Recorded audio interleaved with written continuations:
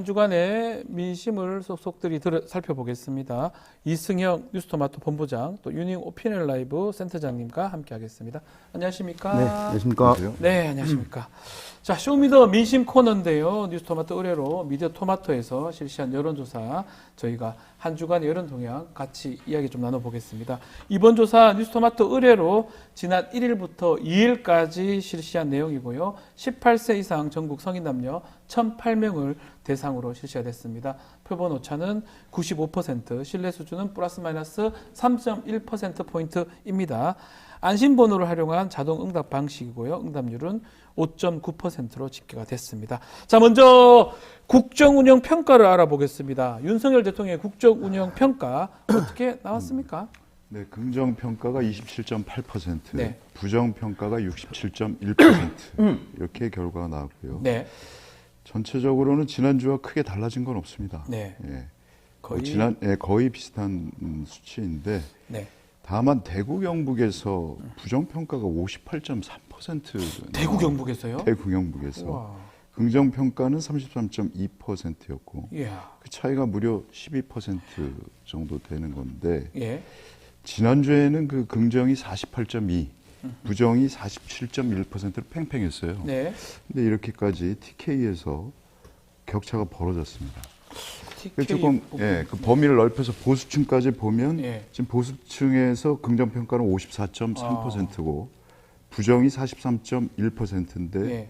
이걸 보면 역시 보수로부터도 전폭적인 지지를 못 받는 추세가 계속되고 있다.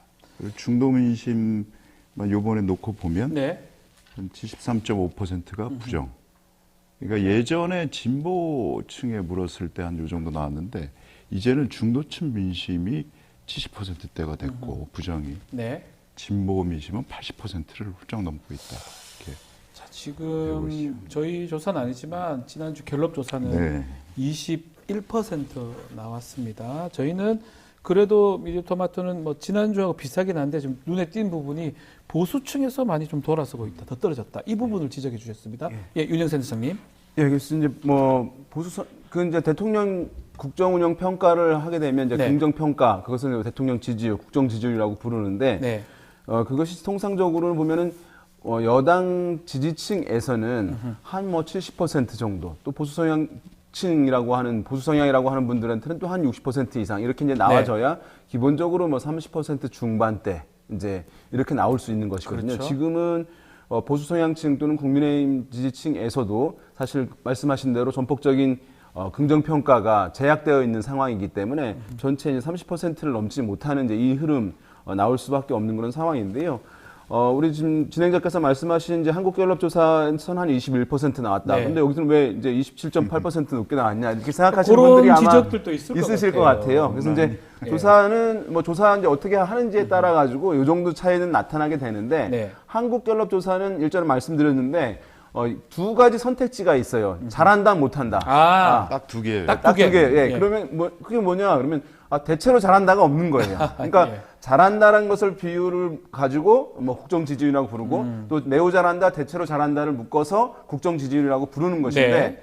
두 개 있으면 무슨 차이냐? 그러면은 어떤 국면에서 그러니까 굉장히 안 좋은 상황에서 물어봤을 때 잘한다라고 얘기를 단정적으로 못 하는 거예요. 그런 경우에는 뭐 못한다라고 응답하거나 아니면 뭐 모른 무응답으로 가거나 그렇죠. 이도저도 아니다라고 이제 얘기를 중간치가 했어요. 없는 거네요. 그러면 네. 적어지는 거거든요. 예. 그러니까 2점 척도일 때는 그 문제가 있어요. 그런 이제 현상들이 나타납니다. 안 좋은 상황에서 더 안 좋게 나오는 현상. 네. 그래서 이제 한국갤럽 조사가 이제 그렇게 나오는 수치는 그 배경이 그렇게 있고요. 네. 또 한 가지 이제 다른 조사들은 미디어 토마토 조사뿐만 아니라 많은 조사들이 매우 잘한다, 대체로 잘한다가 있으니까 그것은 이제 전화 면접 조사든 ARS 조사든 차이를 떠나가지고 그렇게 되면 어쨌든 이제 20% 후반대, 네. 뭐 어떤 거는 이제 30%까지 나오는 현상들이 있지만 뭐 근본적인 결과 차이라고 보실 필요는 없고요. 이제 그 선택지 구성에 따른 그런 문제 요인이 있다라고 보시는 게 좋을 것 같습니다. 네. 지난주도 이렇게 돌이켜 보면 다 마이너스 포인트였죠. 뭐 기억나는 건 계란말이, 김치찌개, 예. 어퍼컷 세로머니 예. 또 나왔죠. 뭐 똘똘 뭉치자, 다 잊어버리고 예. 술 마시자. 그것도 그 사망한 훈련병 장례가 있던 날 연찬회에서 네. 또 그렇게 하는 걸 보면서 어떻게 이렇게 좀 뭐랄까 뻔뻔할 수 있나. 네. 예? 마치 딴 세상에 사는 사람들 아닌가라는 생각들을 많이들 하신 것 같아요. 네. 그래서 평생 뭐 갑의 인생만 살아서 어떤 서민들의 정서를 공감을 못하는 것인지 그런 거에 대한 의문까지 들 정도였기 때문에 네. 27%도 저는 뭐 많이 나왔다. 많이 나온 것이다. 이렇게. 라고 생각을 합니다. 자, 이게 뭐 지금 총선 이후에 거의 20%대에서 거의 움직이지를 못하고 있는 것 같아요. 저희 미디어 토마토 조사도 비슷하고요. 자, 어제 윤석열 대통령이 취임 후 첫 국정 브리핑을 했습니다. 포항 영일만 앞바다에 140만 배럴 석유가 있다. 140억. 아, 죄송해요. 140억 배럴 있으면 좋겠다, 진짜. 자, 석유 가스가 매장되어 있을 가능성이 있다. 라면서 탐사 시추 계획을 승인했는데, 요게 앞으로 지지율에 좀 긍정적 영향을 미칠 수 있을까요? 이게 어제 국정 브리핑이라는 이름으로 갑자기 예. 나왔어요. 그 첫 국정 브리핑을 이제 한다는 네. 식으로 얘기를 하고 결국 그 모든 언론 매체들이 탑뉴스로 지금 다루고 맞습니다. 호들갑을 지금 떠는 상황인데 마치 보물선이 나왔다 뭐 이런 거랑 좀 비슷한 것 같아요. 예. 대통령이 직접 나와서 발표를 했습니다. 네.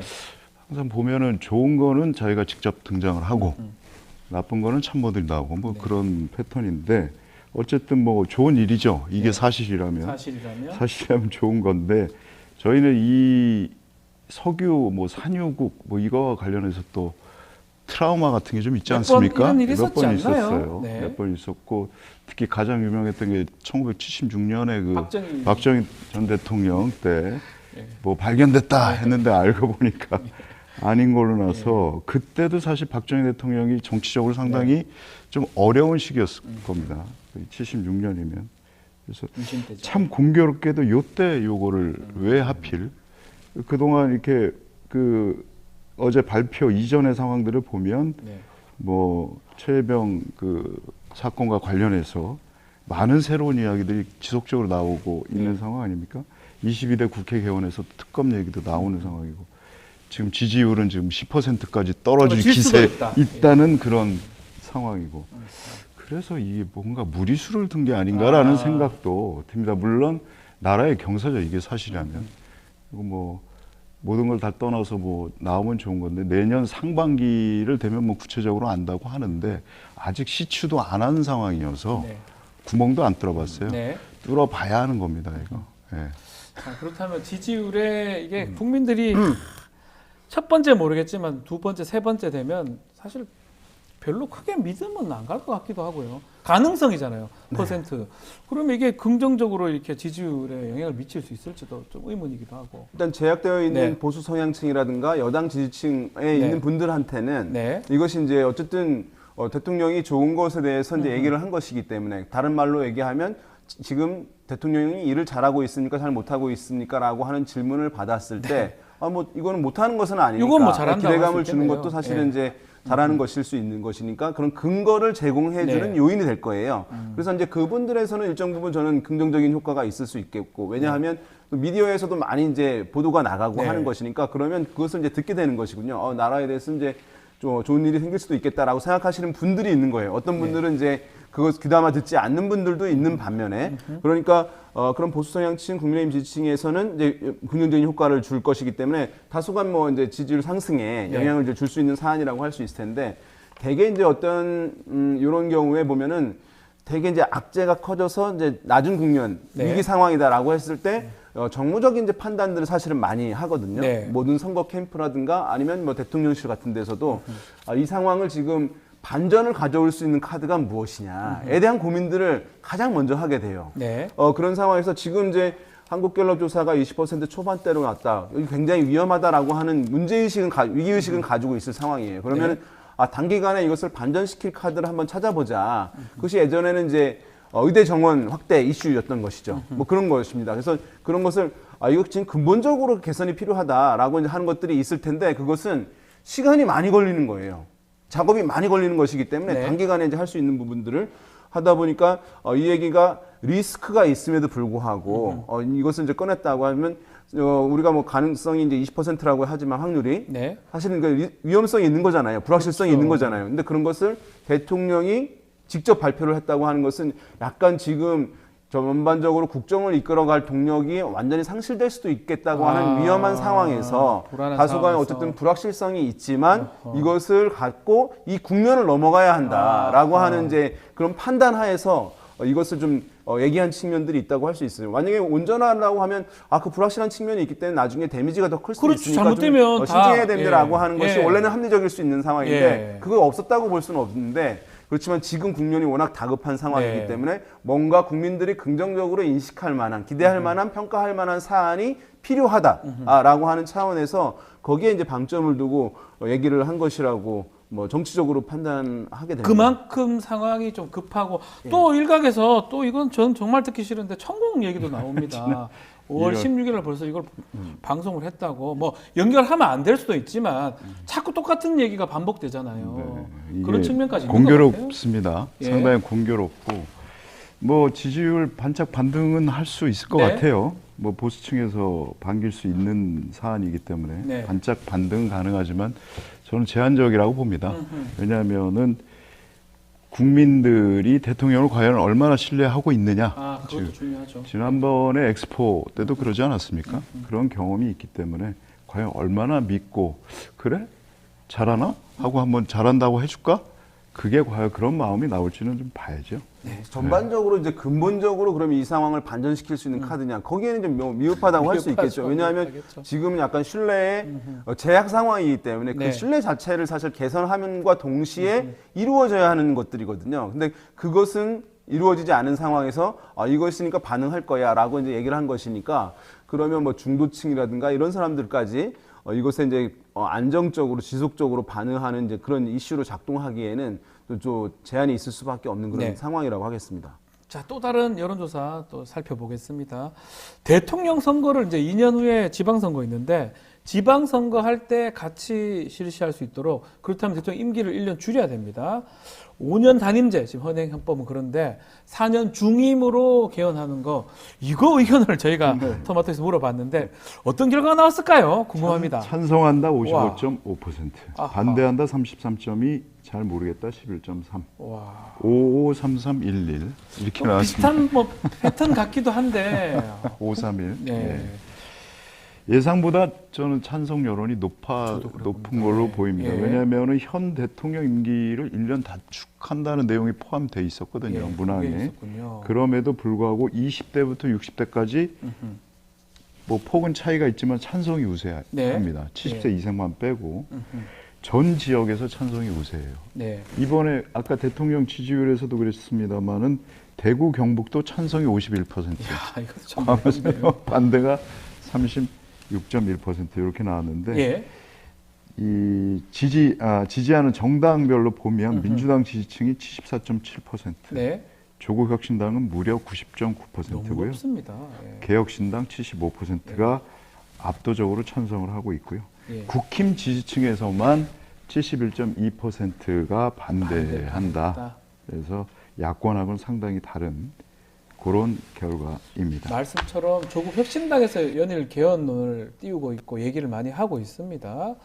국민의힘 입장에서는 결국 22대 국회 이제 8석입니다. 8석의 정치가 될 거. 왜냐하면 108에서 100이 이제 3분의 1이고 3분의 야당 3분의 2가 되는 거니까 앞으로 8석의 정치를 해야 된다. 이렇게 해도 과언이 아닌 것 같은데 22대 국회에서 뭐 개헌이 될 수 있을지 같이 한번 윤희용 센터장도 말씀 좀 부탁드리겠습니다. 그러니까 개헌에 대해서는 뭐 지난번 조사에서도 네. 있었고 많은 조사들이 또 이번 조사에서도 그러니까 유권자들이 국민들이 대통령 임기 1년 단축에 방점을 예. 넣어서 이제 응답을 했을지 예. 4년 중임제로 하는 것에 대해서는 이제 좀 더 구분해서 조사할 필요는 있어 보이긴 네. 하는데요. 개헌이 필요하다. 지금의 이제 헌법으로는 네. 이제 우리가 헌법에서 우리 변호사이기는 합니다만은 옷의 비유를 많이 하거든요. 네. 유명한 이제 헌법학자가 비유를 한 것이거든요. 옷은 이제 갈아입어야 된다. 성인이 되면. 그렇죠. 그래서 이제 옛날 옷이니까 너무 끼어 있는 상황이고. 87년도 옷입니다. 예. 1987년도. 새롭게 옷을 만들어야 된다는 표현을 네. 이제 뭐 헌법 교과서에 나오는 네. 표현이잖아요. 그런데 지금 이제 그렇게 간다는 공감대는 이제 확실하게 형성된다고 것이라고 보여요. 시기에 따라서 어떤 정치적 성향에 따라서 약간의 차이는 있습니다만은 국민적 전반적 공감대는 있는 그런 상황이라고 할 수 있을 텐데, 근데 만약에 개헌을 이제 이 상황에서 야권이 이제 야당이 주도해서 한다고 한다면 어쨌든 정치적 이슈로만 비춰지기 때문에 네. 사실 그것이 막힐 가능성은 저는 이제 있다고 보여요. 쉽지는 예, 않다. 지금 예. 이제 8석 정도만 호응한다고 된다고 얘기할 수는 있겠지만 네. 그렇지만 그 8명이 호응을 한다라고 하면은 어쨌든 이제 국민의힘 내부에 여당에 있는 의원들도 이것에 반응하는 개헌안의 이슈로서 내용이 포함될 필요가 있는 거예요. 네. 가령 이제 이것이 4년 중임제다라고 하는 것 넘어서 이제 권력구조 개편에 있어서도 뭐 대통령의 권한을 어떻게 한다든가, 뭐는 이제 총리의 권한을 어떻게 한다든가, 책임 총리제의 요소를 더 강화한다든가, 뭐 이런 부분들을 함으로써 그 여당의 의원들도 그런 부분은 꼭 필요하다라고 해서 호응이 있게 되고, 그러면서 여권 내에서도 이제 이것을 좀 찬성 흐름들이 만들어진다면 저는 지금 굉장히 무르익은 상황이라고 할 수가 있을 텐데, 다른 이제 특검과 마찬가지로 이제 이것을 압박용으로 한다고 하면은 이제 정치적인 부분에서 막히게 돼 버리니까 예. 그 부분이 어쨌든 정말 원한다면 네. 좀 지혜가 필요한 부분, 전략이 필요한 부분 아닐까 싶습니다. 본부장님. 저는 네. 오히려 이런 뭐 이것도 시나리오 중에 하나이긴 합니다만, 뭐 탄핵 얘기 계속 나오고 특검 얘기 나오고 또 인기 없는 그런 지도 하락세가 계속되고 이런 국면이 지속되면 대통령이 오히려 먼저 개헌 카드를 꺼낼 수도 있다. 네. 이제 박근혜 전 대통령. 예, 뭐 그런 거죠. 그래서 개헌 이슈로 오히려 자기가 전국을 주도해 보겠다. 아하. 국회에 끌려 다닐 바에는 자기가 주도해 보겠다. 혹은 이렇게 개헌을 제안을 하고 국회 여야가 또 치고받고 싸울 거 아닙니까? 네. 그걸 자기는 이슈에서 쏙 빠지고 뭐 이런 모양새를 연출하는 것도 나쁘진 않을 것이다.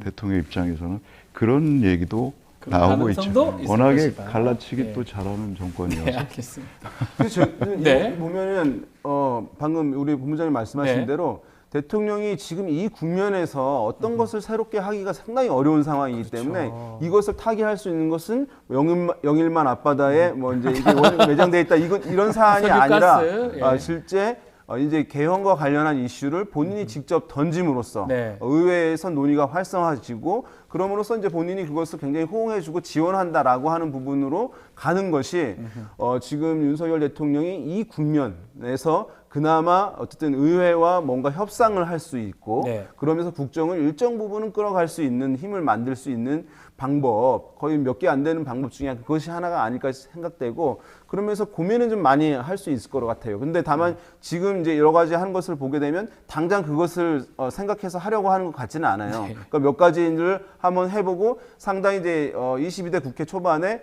아무것도 사실 되는 것이 없다. 야당에 밀려서 그런 것이 반복된다고 한다면 저는 이제 대통령이 이 부분에 대해서는 한번 깊이 있게 고민하는 국면이 오지 않을까라는 생각 듭니다.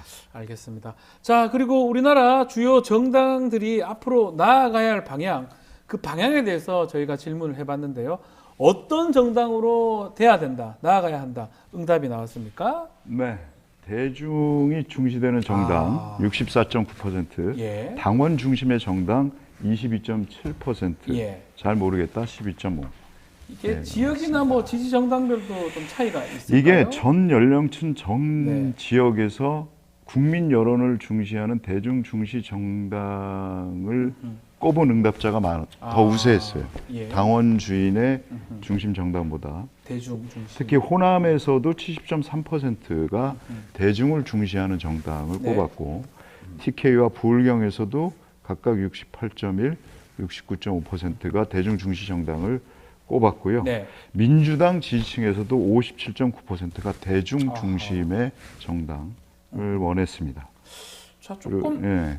분위기가 지금 더민주혁신회인가요? 네. 민주당 지금 보면 대민주주의를 좀 태행으로 규정하면서 당원한테 좀 뭔가 좀 할 수 있는 전당원 투표 이런 거 좀 다른 좀 네. 분위기 같기도 하고요. 민주당 당원분들, 특히 권리 당원분들은 이제 지난 대선 이전부터 어떤 내부적으로 우리 민주당이 겪어온 일들을 좀 생각을 하면 그 내용들이 이상한 내용들이 아니죠. 네. 그러니까 뭐냐면 그때 지난 대선에서의 분열을 가장 뼈아프게 생각하고 있는 거거든요. 그렇죠. 당시 그 이낙연 후보의 어떤 분열로 인해서 0.7% 포인트 차로 아쉽게 정권을 내줬다. 이런 회한 같은 것들이 있는 겁니다.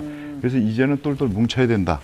이런 것들이 더 있는 것이고. 네. 근데 지난번에 추미애 의원이 국회의원 의장에서 또 낙마하다 보니까 이래서는 또 진다는 불안감과 분노가 예. 여기에 녹아든 게 아닌가. 아하. 예. 다만 이제 이번 여론조사에서도 민주당 지지층의 당원들만 있는 건 아니거든요. 그렇죠. 그렇죠?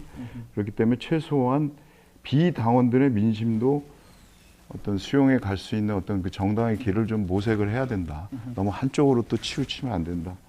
뭐 저는 그렇게 그렇게 결론 그러니까 났다고. 박찬대 의원이 아주 묘하게 얘기를 해요. 예, 예. 당원 중심의 대중정당 뭐 이렇게 다 합친 거예요. 예, 이렇게 얘기를 표현을 했던데 네. 그 말이 뭐 틀린 말은 아니죠. 네, 윤 센터장님. 예. 네. 그래서 이게 이제 당원한테 물어본 조사가 아니라 대중에게 물어본 조사이기 때문에 네. 사실 이제 이렇게 높게 나올 수밖에 없는 것이고요.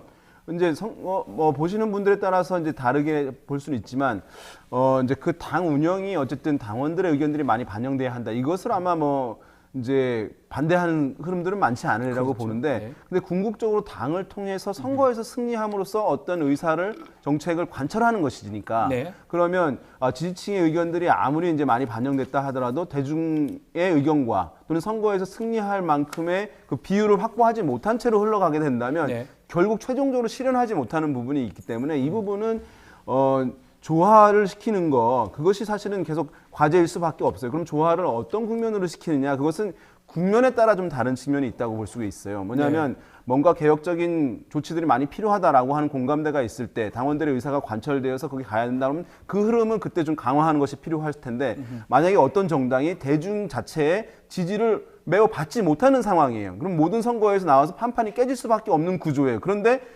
대중의 의견들을 반영을 그때는 많이 해줘야 되는 것이거든요. 근데 그것을 반영하는 그 비율을 대폭 줄이고 당원만 배중하게 되면 선거에서 패배하게 돼버리는 네. 문제가 있기 때문에 그것은 이제 그 정당이 처해 있는 환경에서 국면에서 당원과 대중 의견들, 일반인들의 의견들을 어느 범위로 유연하게 조정할 것인가, 이 부분의 관점에서 접근할 필요가 있지 않나, 저는 그렇게 생각합니다. 알겠습니다. 자, 국민의힘 얘기 좀 해보겠습니다. 국민의힘이 이제 전당대회 날짜가 잡혔는데 차기 당대표를 어떤 식으로 선출해야 될지, 어떤 룰을 적용해야 될지 이것도 물어봤는데요. 결과 좀 소개해 주십시오. 네, 당 대표를 당원 투표 100%로 해야 된다가 네. 17.5%고, 당원 70%, 국민 여론 30%, 7대3. 25.3, 네. 50대 50이 46.0%로 가장 높네요. 예. 잘 모르겠다 11.3. 5대5. 뭐 5대5. 예전에 이 당원 당규가 이랬었죠. 5대5인데 지난 그 전당대회 하면서 100%로 바꾼 100% 건데 바꿨죠. 돌아가야 된다 이렇게 네. 생각하는 분들이 많은 것 같아요. 모든 연령, 모든 네. 지역에서 50대 50이 다 우세했습니다. 50대 50으로 해야 된다가 좀 높았는데, 네. 국힘 지지층에서만 보면 당원이 70, 국민이 30 아하. 이렇게 가장 높았고요. 50대 50과 당원 100%는 27%대로 비슷했습니다. 네. 센터장님도 한번 짚어주십시오. 네. 예. 이것도 앞에 조사랑 사실은 네. 같은 조사인 같은 거예요. 같아요. 그래서 예. 이제 당원이 아니라 일반인들이 이제 본인들의 참여를 어느 정도로 정당히 해주면 좋겠는가. 네네네. 그래서 일정 정도 어쨌든 조사에 참여할 정도 있으면 상당히 관심이 있으신 분들이기 때문에 그렇죠. 본인들의 의견들을 완전히 배제되는 것은 이제 원하지 않는다라고 하는 것들이 야당과 관련해서 동일하게 이제 나타난다고 생각되고, 그래서 지금 만약에 국민 의견들 100%다, 그것도 제법 나왔을 수 있다고 생각되긴 하는데 그건 선택지에 이제 없긴 하는데요. 어쨌든 50%까지 일반 국민들 의견들이 반영되는 것이 필요하다라고 하는 이제 기류들이 있는 것이니까 네. 뭐 이것이 저는 이런 흐름들 외면할 수는 없다고 생각되고, 지금 현재 국민의힘이 당원 투표를 100%라고 한다. 그렇죠. 이것은 사실은 여러 가지 논리들은 가능해요. 정당이 그런 거 아니냐. 이제 그럼 당원들 의견 중요하니까 하긴 할 것인데, 아까 말씀드린 대로 선거에서 승리를 해야 되는 것이니까 네. 당원의 의사결정 굉장히 강화하면 강화할수록 당원 일반인들과 일반 국민들의 의견과는 좀 약간 멀어질 수 있는 가능성, 위험성들이 항상 있는 것인 상황이거든요. 그런 면에서 지금 또 특히 국민의힘 같은 경우는, 여당 같은 경우에는 일반 국민들 기류하고 사실은 이렇게 분리되는 흐름들이 있는 상황이기 때문에 예. 이럴 때는 여당 같은 경우에는 국민들의 의견을 좀 더 확대하는 방안들 이런 흐름들을 사실 현실적으로 고민하고 논쟁의 여지가 없는 상황인데 네. 이 룰을 가지고 논쟁이 강하다는 게 대중과 일반인들 국민들의 어떤 그 온도계의 변화 네. 이것들을 체감하는 메커니즘 자체가 지금 약간 좀 깨져 있는 그런 상황 같아요. 왜 이것이 이렇게 많이 이제 경험이 된 것이잖아요. 선거 결과로 나온 것인데 그러면 이제 개선이 필요한 것인데 논쟁을 계속 이어지고 있는 것인지 그게 약간 의아한 상황이다. 예. 계속해서 정당별 지지율도 저희가 알아봤습니다. 호감이 가거나 조금이라도 지지하는 정당이 있는지 물어봤고요. 이번 주 어떤 결과가 나왔습니까, 네. 본부장님? 민주당이 34.7, 국민의힘 28.6, 조국혁신당 14.6, 아하. 개혁신당 5.5, 새로운미래 1.7, 진보당 1.2% 이런 순으로 나왔습니다. 짚어볼 만한 점이 있을까요? 지난주하고 크게 다르지 않습니다. 예. 민주당은 최근에 이렇게 보면 34에서 36%대 사이로 오가고 있고, 사이네요. 예. 네, 국힘 같은 경우는 20% 후반, 네. 30% 초반 요 사이로 왔다 갔다 하는 그런 흐름이 계속 이어지고 있는데, 네.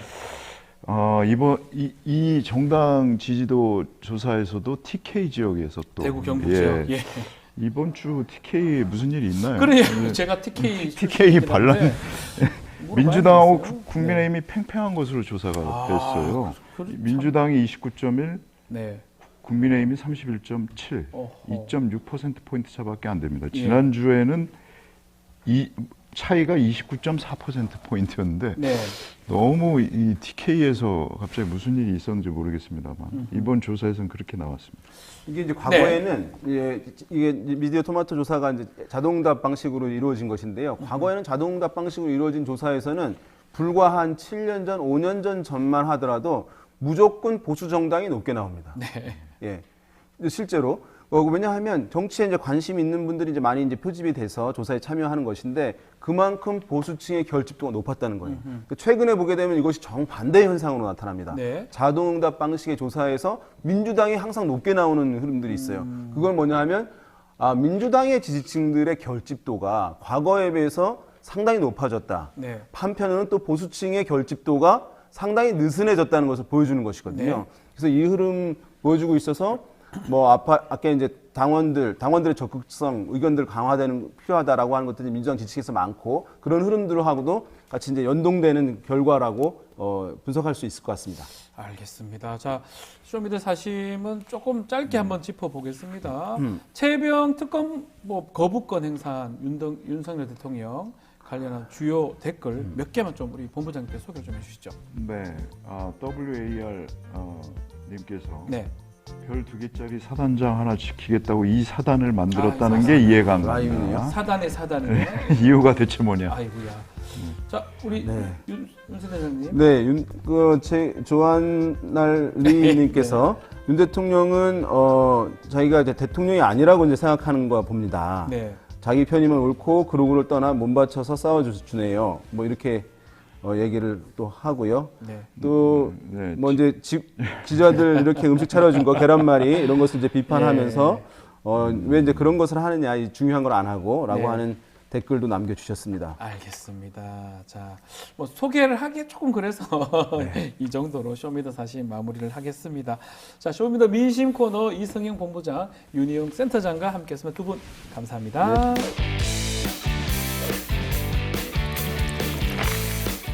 자, 언젠가 여의도에서 비상한 날을 꿈꾸는 청년 정치인들과 함께 정치 현안 짚어보는 시간입니다.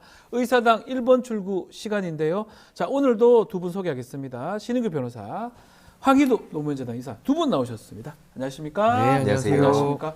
힘찹니다. 이렇게 네. 두 분 나오실 때마다. 감사합니다. 의사당 1번 출구 언제쯤 가십니까? 뭐 때가 되면은 때가 되면 간다. 제가 원한다고 갈 수 있는 건 아닌 것 같고 그 꿈이 계속 있는 거죠?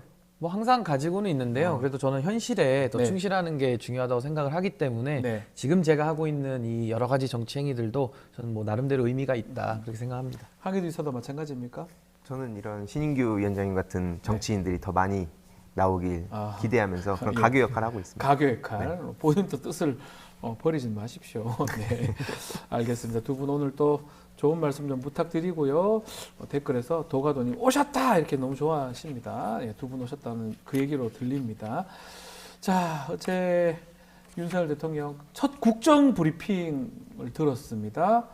포항 앞바다 석유 가스 매장 가능성 또 시추 계획 이거를 직접 본인이 이제 발표를 한 상황인데 이게 지금 우리가 지금 산유국이 될 수 있는 거냐 이렇게 기대 의견도 있지만 지지율이 지금 뭐 곤두박질 치니까 국면 전환하는 거 아니냐 최혜병 특검 막기 위한 거 아니냐 이런 비판의 목소리도 나오고 있습니다.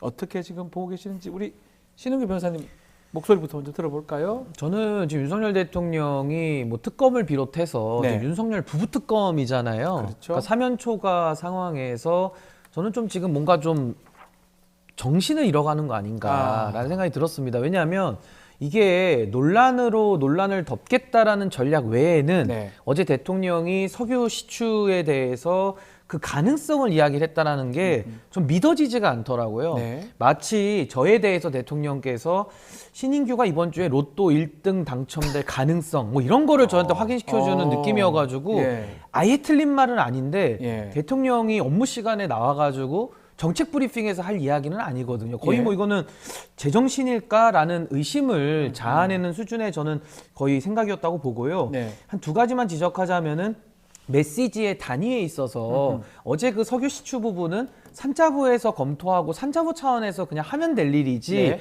이걸 대통령이 직접 이야기를 하니까 이 메시지의 단위에서 무게감이 주는 그 영향성이 컸다라는 것이고 또 하나는 왜 하필 포항 앞바다인지 잘 모르겠습니다. 네. 물론 그게 과거 박정희 대통령 때부터 시추 작업을 했는지는 모르겠지만은 포항 이러니까 저는 MB 대통령이 떠오르더라고요. 아. 그래서 이게 뭐 자원외교 시즌 2처럼 또 누가 해먹으려는 것인가 이런 의구심이 들었기 때문에 어제 많은 국민들께서 걱정을 많이 하셨을 것이다라고 생각을 합니다. 오히려 걱정이 더 많았을 거다라고 짚어주셨습니다. 항의도 이사 어떻게 보셨습니까? 그래도 뭐 원유 발견되면 좋잖아요. 아, 당연히 그런데 예. 말씀하셨듯이 지금 가능성 차원에서 얘기하는 게 너무 터무니없고 네. 저도 한 세 가지 정도 지적을 하고 싶은 게 하나는 이제 경제성이 핵심 아닙니까? 네. 76년에 박정희 정권 때 똑같은 곳에서 막 그 발견했다고 난리가 났었는데 1년 만에 경제성 없다고 평가가 났고 네. 그 이후로도 계속 그런 기대했다가 끝났다 이런 일들이 반복됐습니다. 근데 이런 상황에 지금 지질 조사랑 물리 탐사하는 정도로만 그 발표를 해버리니까 너무 섣부르다. 그러니까 결국엔 시추 탐사로 들어가면 여기에 또 한 뭐 1,000억 원대의 돈이 들어가도 성공 확률이 막 10에서 20% 정도밖에 안 네. 된다더라고요. 그러니까 이런 상황에 저렇게 대통령이 나서서 얘기하는 게 무슨 의미가 있냐? 이게 또 그냥 국면 전환용 아니냐? 이런 비판이 나오고 그 이번에 그 미국의 그 직접 현장에 가본 분들도 계시더라고요. 네티즌들이. 원래는 기자들이 해야 되는데 네티즌들이 또 저기 또 예. 배 타고 그 갔습니까? 액트지오사였나요? 거기에 네. 가서 예. 보니까 이미 이사를 했다는 거예요. 그 업체가. 아, 이사했다고요? 네. 그리고 이게 막 개인 사업자고 직원도 2명에서 10명밖에 안 된다는 얘기가 나오니까 이게 믿어도 되냐. 무슨 뭐 몇몇 언론에서는 엄청 세계적인 기업인 것처럼 얘기를 하지만 그것도 이제 아니다. 지금 이런 지적이 나오고 마지막으로는 또 여기서 왜 천공이 나오냐. 또 천공요? 또 천공이 지금 5월 16일쯤에 그 본인 영상이 올라왔습니다. 이게요. 네. 그래서 우리도 산유국이 될 수 있다는 식으로 얘기를 했는데 예. 왜 하필 이런 중요한 대통령이 직접 나설 때마다 꼭 천공 영상을 보면 한 며칠이나 몇 달 전에 영상을 올렸던 거냐 지금 이런 얘기가 나와서 결국에는 이 경제성에 대한 비판 그리고 아까 그 미국 그 업체에 대한 비판 그리고 마지막으로는 천공에 대한 비판 결국에는 우리가 7광구를 이걸 이러다가 네. 그냥 내주고 야, 우리 이 영일만 이쪽에 집중하면 된다 이런 식으로 또 밑밥을 던지는 거 아니냐는 우려까지도 괜히 나오는 게 아니라 봅니다. 결국 뭐 이 가능성 부분도 매우 낮고요. 그걸 굳이 이렇게 발표할 필요가 있느냐인데 또 그 뒤에 또 천공은 또 무슨 이렇게 예측을 잘해요. 이거 할지.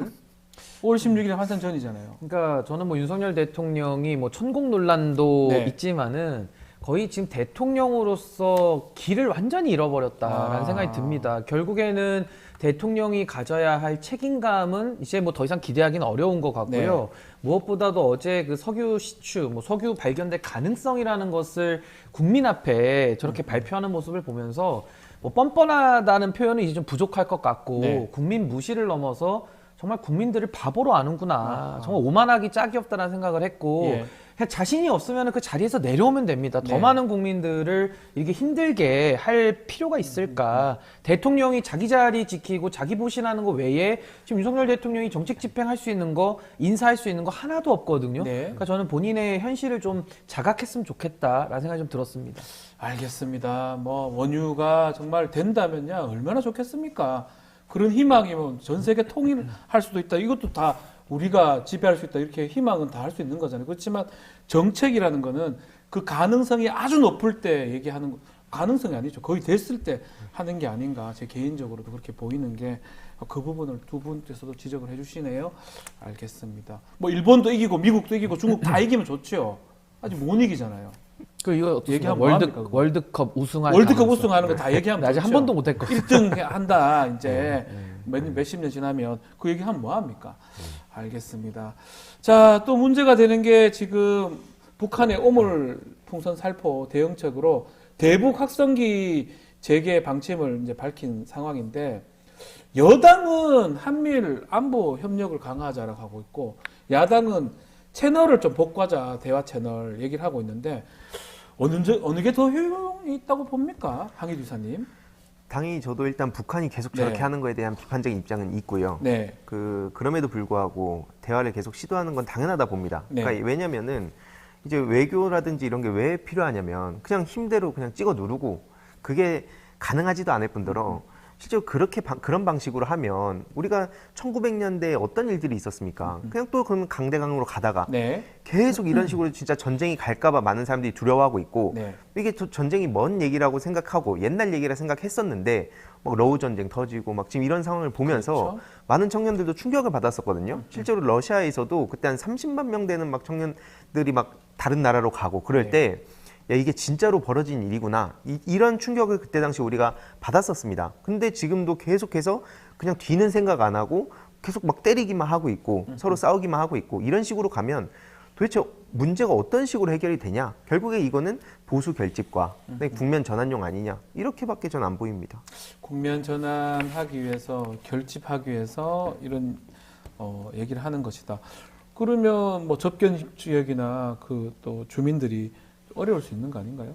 그러니까 지금 북한에서 무인기가 네. 넘어와도 뭐 발견도 못 하고요. 그리고 풍선이 이렇게 넘어오는데 오물을 담고 있었던 풍선이 넘어왔는데도 뭐 하나도 지켜내지 못한. 그러니까 네. 이렇게 되면 뭐 최혜병 특검 문제도 있지만은 이게 안보를 강조하는 보수 정권에는 저는 매우 치명적인 상황이다라고 생각을 하고요. 네. 더 심각한 것은 이제 앞으로 저게 오물 외에 어떤 화학전이 가미가 된 그런 전략 전술로 변화된다라고 한다면은 이건 엄청난 일이 될 수 있는 거거든요. 그래서 저는 좀 정부가 이 부분에 대해서는 안보 문제를 넘어서서 지금 또 저 오물 쓰레기가 차에도 이렇게 손상을 입혀가지고 이제 민생 문제로까지 비화가 됐거든요. 네. 그렇다면 저는 이제 국가가 좀 나설 때가 됐고 여기에 대해서 한미일 안보 협력, 뭐 대북 확성기 이런 식으로 더 긴장을 고조시키려고 하는 방법으로는 아무것도 해결이 안 되는 겁니다. 진짜 어디 국지전까지라도 나오고 나서 수습해봐야 아무 의미가 없는 거거든요. 네. 그래서 저는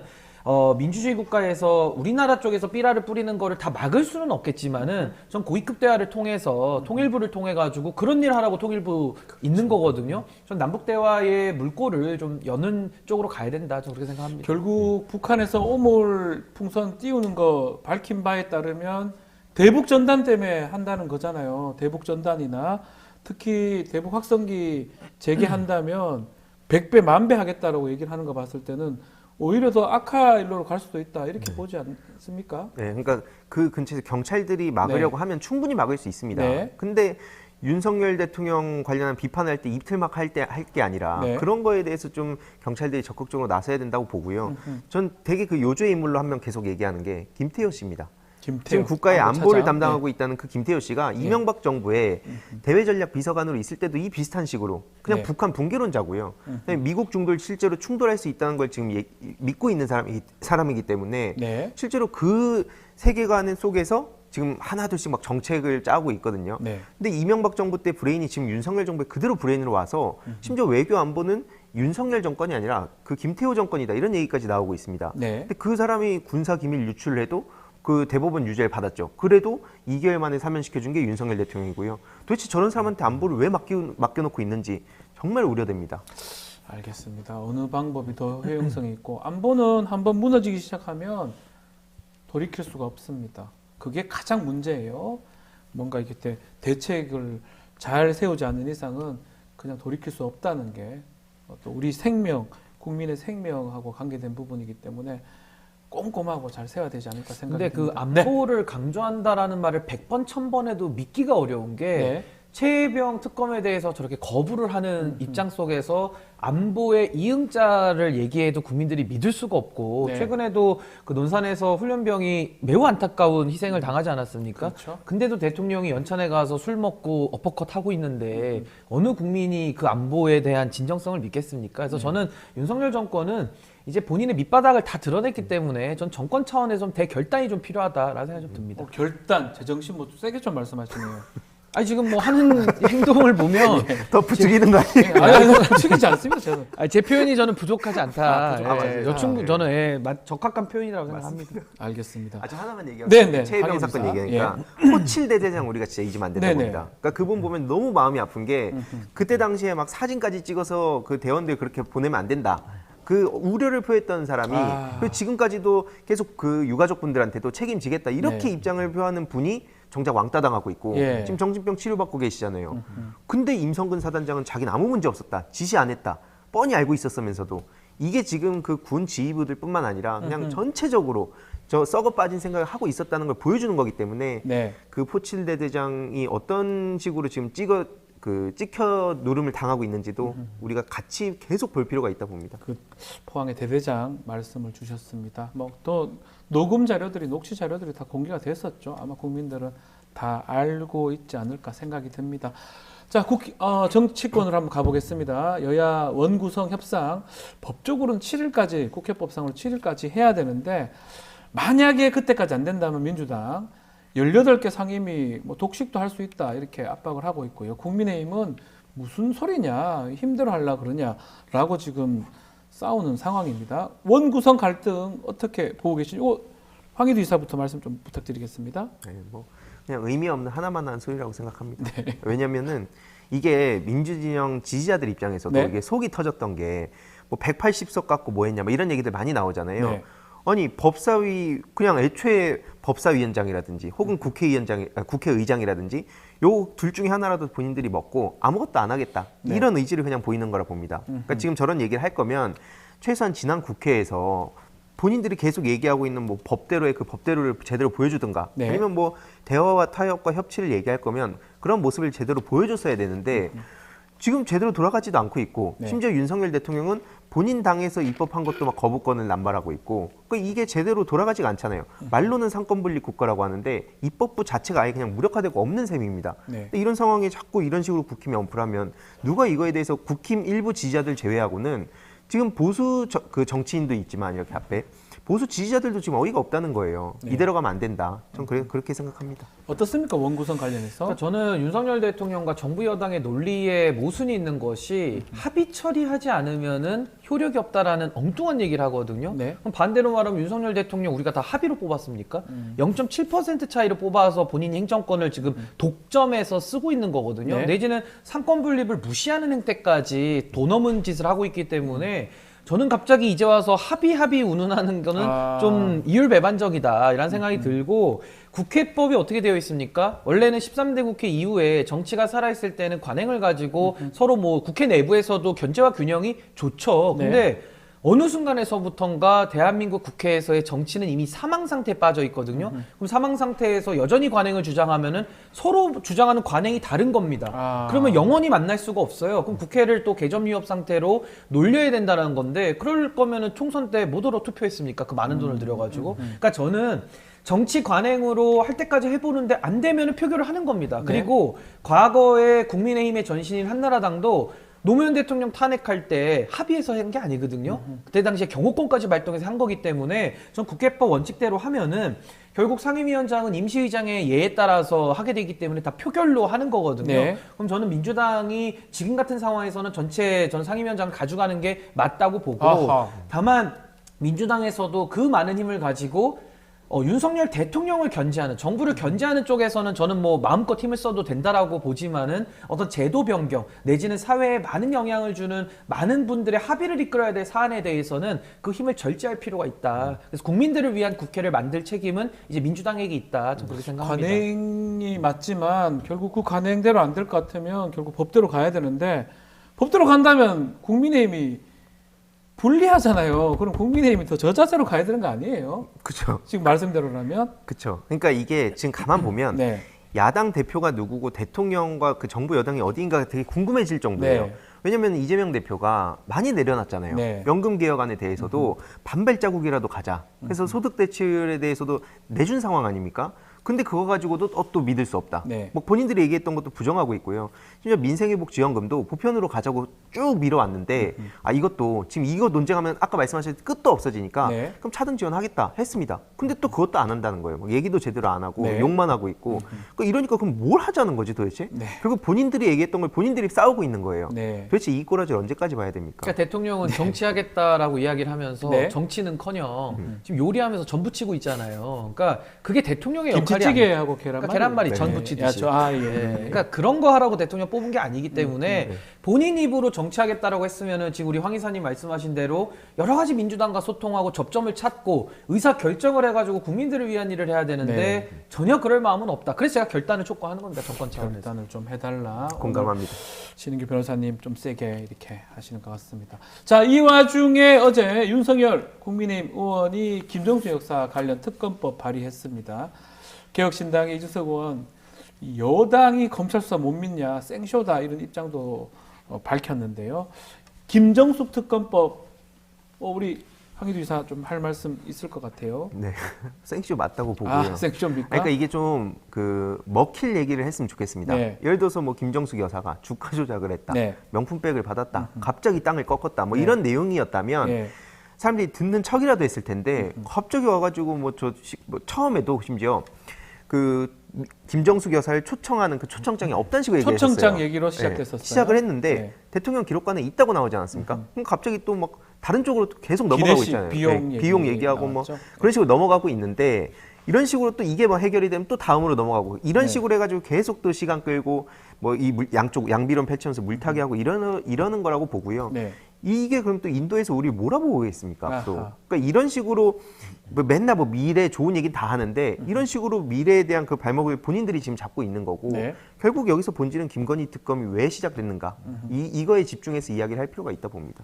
어떻습니까? 그래도 뭐 좀 돈이 좀 많이 나온 것 같기도 하고요. 기내식 비용이나 이런 거 특검이 꼭 필요한 건지 모르겠네요. 근데 어떻습니까? 저는 뭐 많이 먹었다 그래서 네. 범죄가 되지는 않거든요. 네. 그러니까 그 금액을 가지고서 따지는 건 무의미하다는 생각이 들고 저는 지난 총선에서 국민의힘이 대패한 이유가 2조 심판론. 네. 그러니까 반대로 말하면은 그냥 문재인 정권 때리기 내지는 과거 때리기 하다가 사실은 망한 거예요. 그게 네. 이제 검찰적 사고 방식이죠. 과거에 대한 수사만 했던 방식인데 지금도 마찬가지입니다. 총선에서 지고 좀 현실을 직시하고 미래를 좀 나아가는 쪽으로 정부 여당이 무한 책임, 더 벅스 스탑스 히어 아하. 그걸 해야 되는데 문제는 또 이제 문재인 정부 때리기로 또 돌아갔거든요. 네. 그럼 이제 또 국민들의 분노를 자아낼 수밖에 없는 전 주제 설정 매우 잘못했다라고 보는 것이고 김정숙 여사도 성역이 아니죠. 그렇다면 김건희 여사도 성역이 아니거든요. 네. 저는 그 김정숙 여사에 대해서 수사하자라고 나오는 그 기백을 갖다가 좀 살아있는 권력에 대해서도 좀 했으면 아하. 좋겠다라는 생각이 들고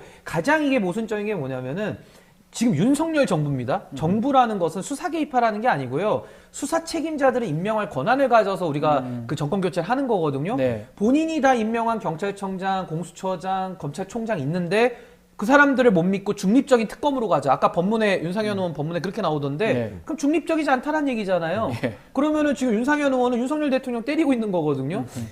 이게 참 여당 연찬회에서 우리는 한 몸이다, 뭐 뼈 빠지게 뛰겠다 이렇게 얘기했는데 벌써부터 이게 두 몸으로 네. 이렇게 목소리가 나오는 것은 여당에게 불리하다. 저는 생각합니다. 불리하다. 이준석 의원 또 그런 얘기를 했습니다. 그럼 그럴 것 같으면 윤석열 정부, 특히 윤석열 대통령 부부의 그 기내식 비용이라든지 특히 술자리 그 비용 얘기가 많잖아요. 네. 누가 냈는지 이런 것까지 다 따져보자라고 하는데 이런 지적은 어떻게 보십니까? 그러니까 실제로 작년에 순방비 같은 네. 경우에도 한 600억 정도 썼다고 하는데 그런 거 내역 하나하나 다 까면 네. 본인들이 살아남겠습니까? 아. 그러니까 이거는 뭐 이준석 의원 지적처럼 예. 결국엔 본인들이 유리한 판도 아닙니다. 그러니까 이게 유불리로 따지는 것도 애초에 웃긴 거고 계속 말씀드리면 결국 본질은 김건희 특검인 거고 네. 이걸 막기 위해서 지금 꼭 이렇게 양쪽으로 놓을 수 있는 이걸 갖고 오잖아요. 그러니까 뭐 원래 정치가 또 속성이 그런 것도 있는데 네. 그렇다고 하더라도 이거는 실패한 그런 언플이라고 생각합니다. 근데 저는 이준석 대표는 이제 의원이잖아요. 네. 좀 자중했으면 좋겠는 게 아하. 이런 식으로 뭐 순방비용 다 까자라는 게 저는 그 취지에 부동의하는 게 아니고 네. 이게 지금 물타기 하려는 의도를 뻔히 알고 있는데 굳이 국민의힘한테 판짜리 깔아주는 것밖에 안 되거든요. 네. 전 이런 식으로 가면 안 되고 지금 김정숙 특검이 왜 나왔습니까?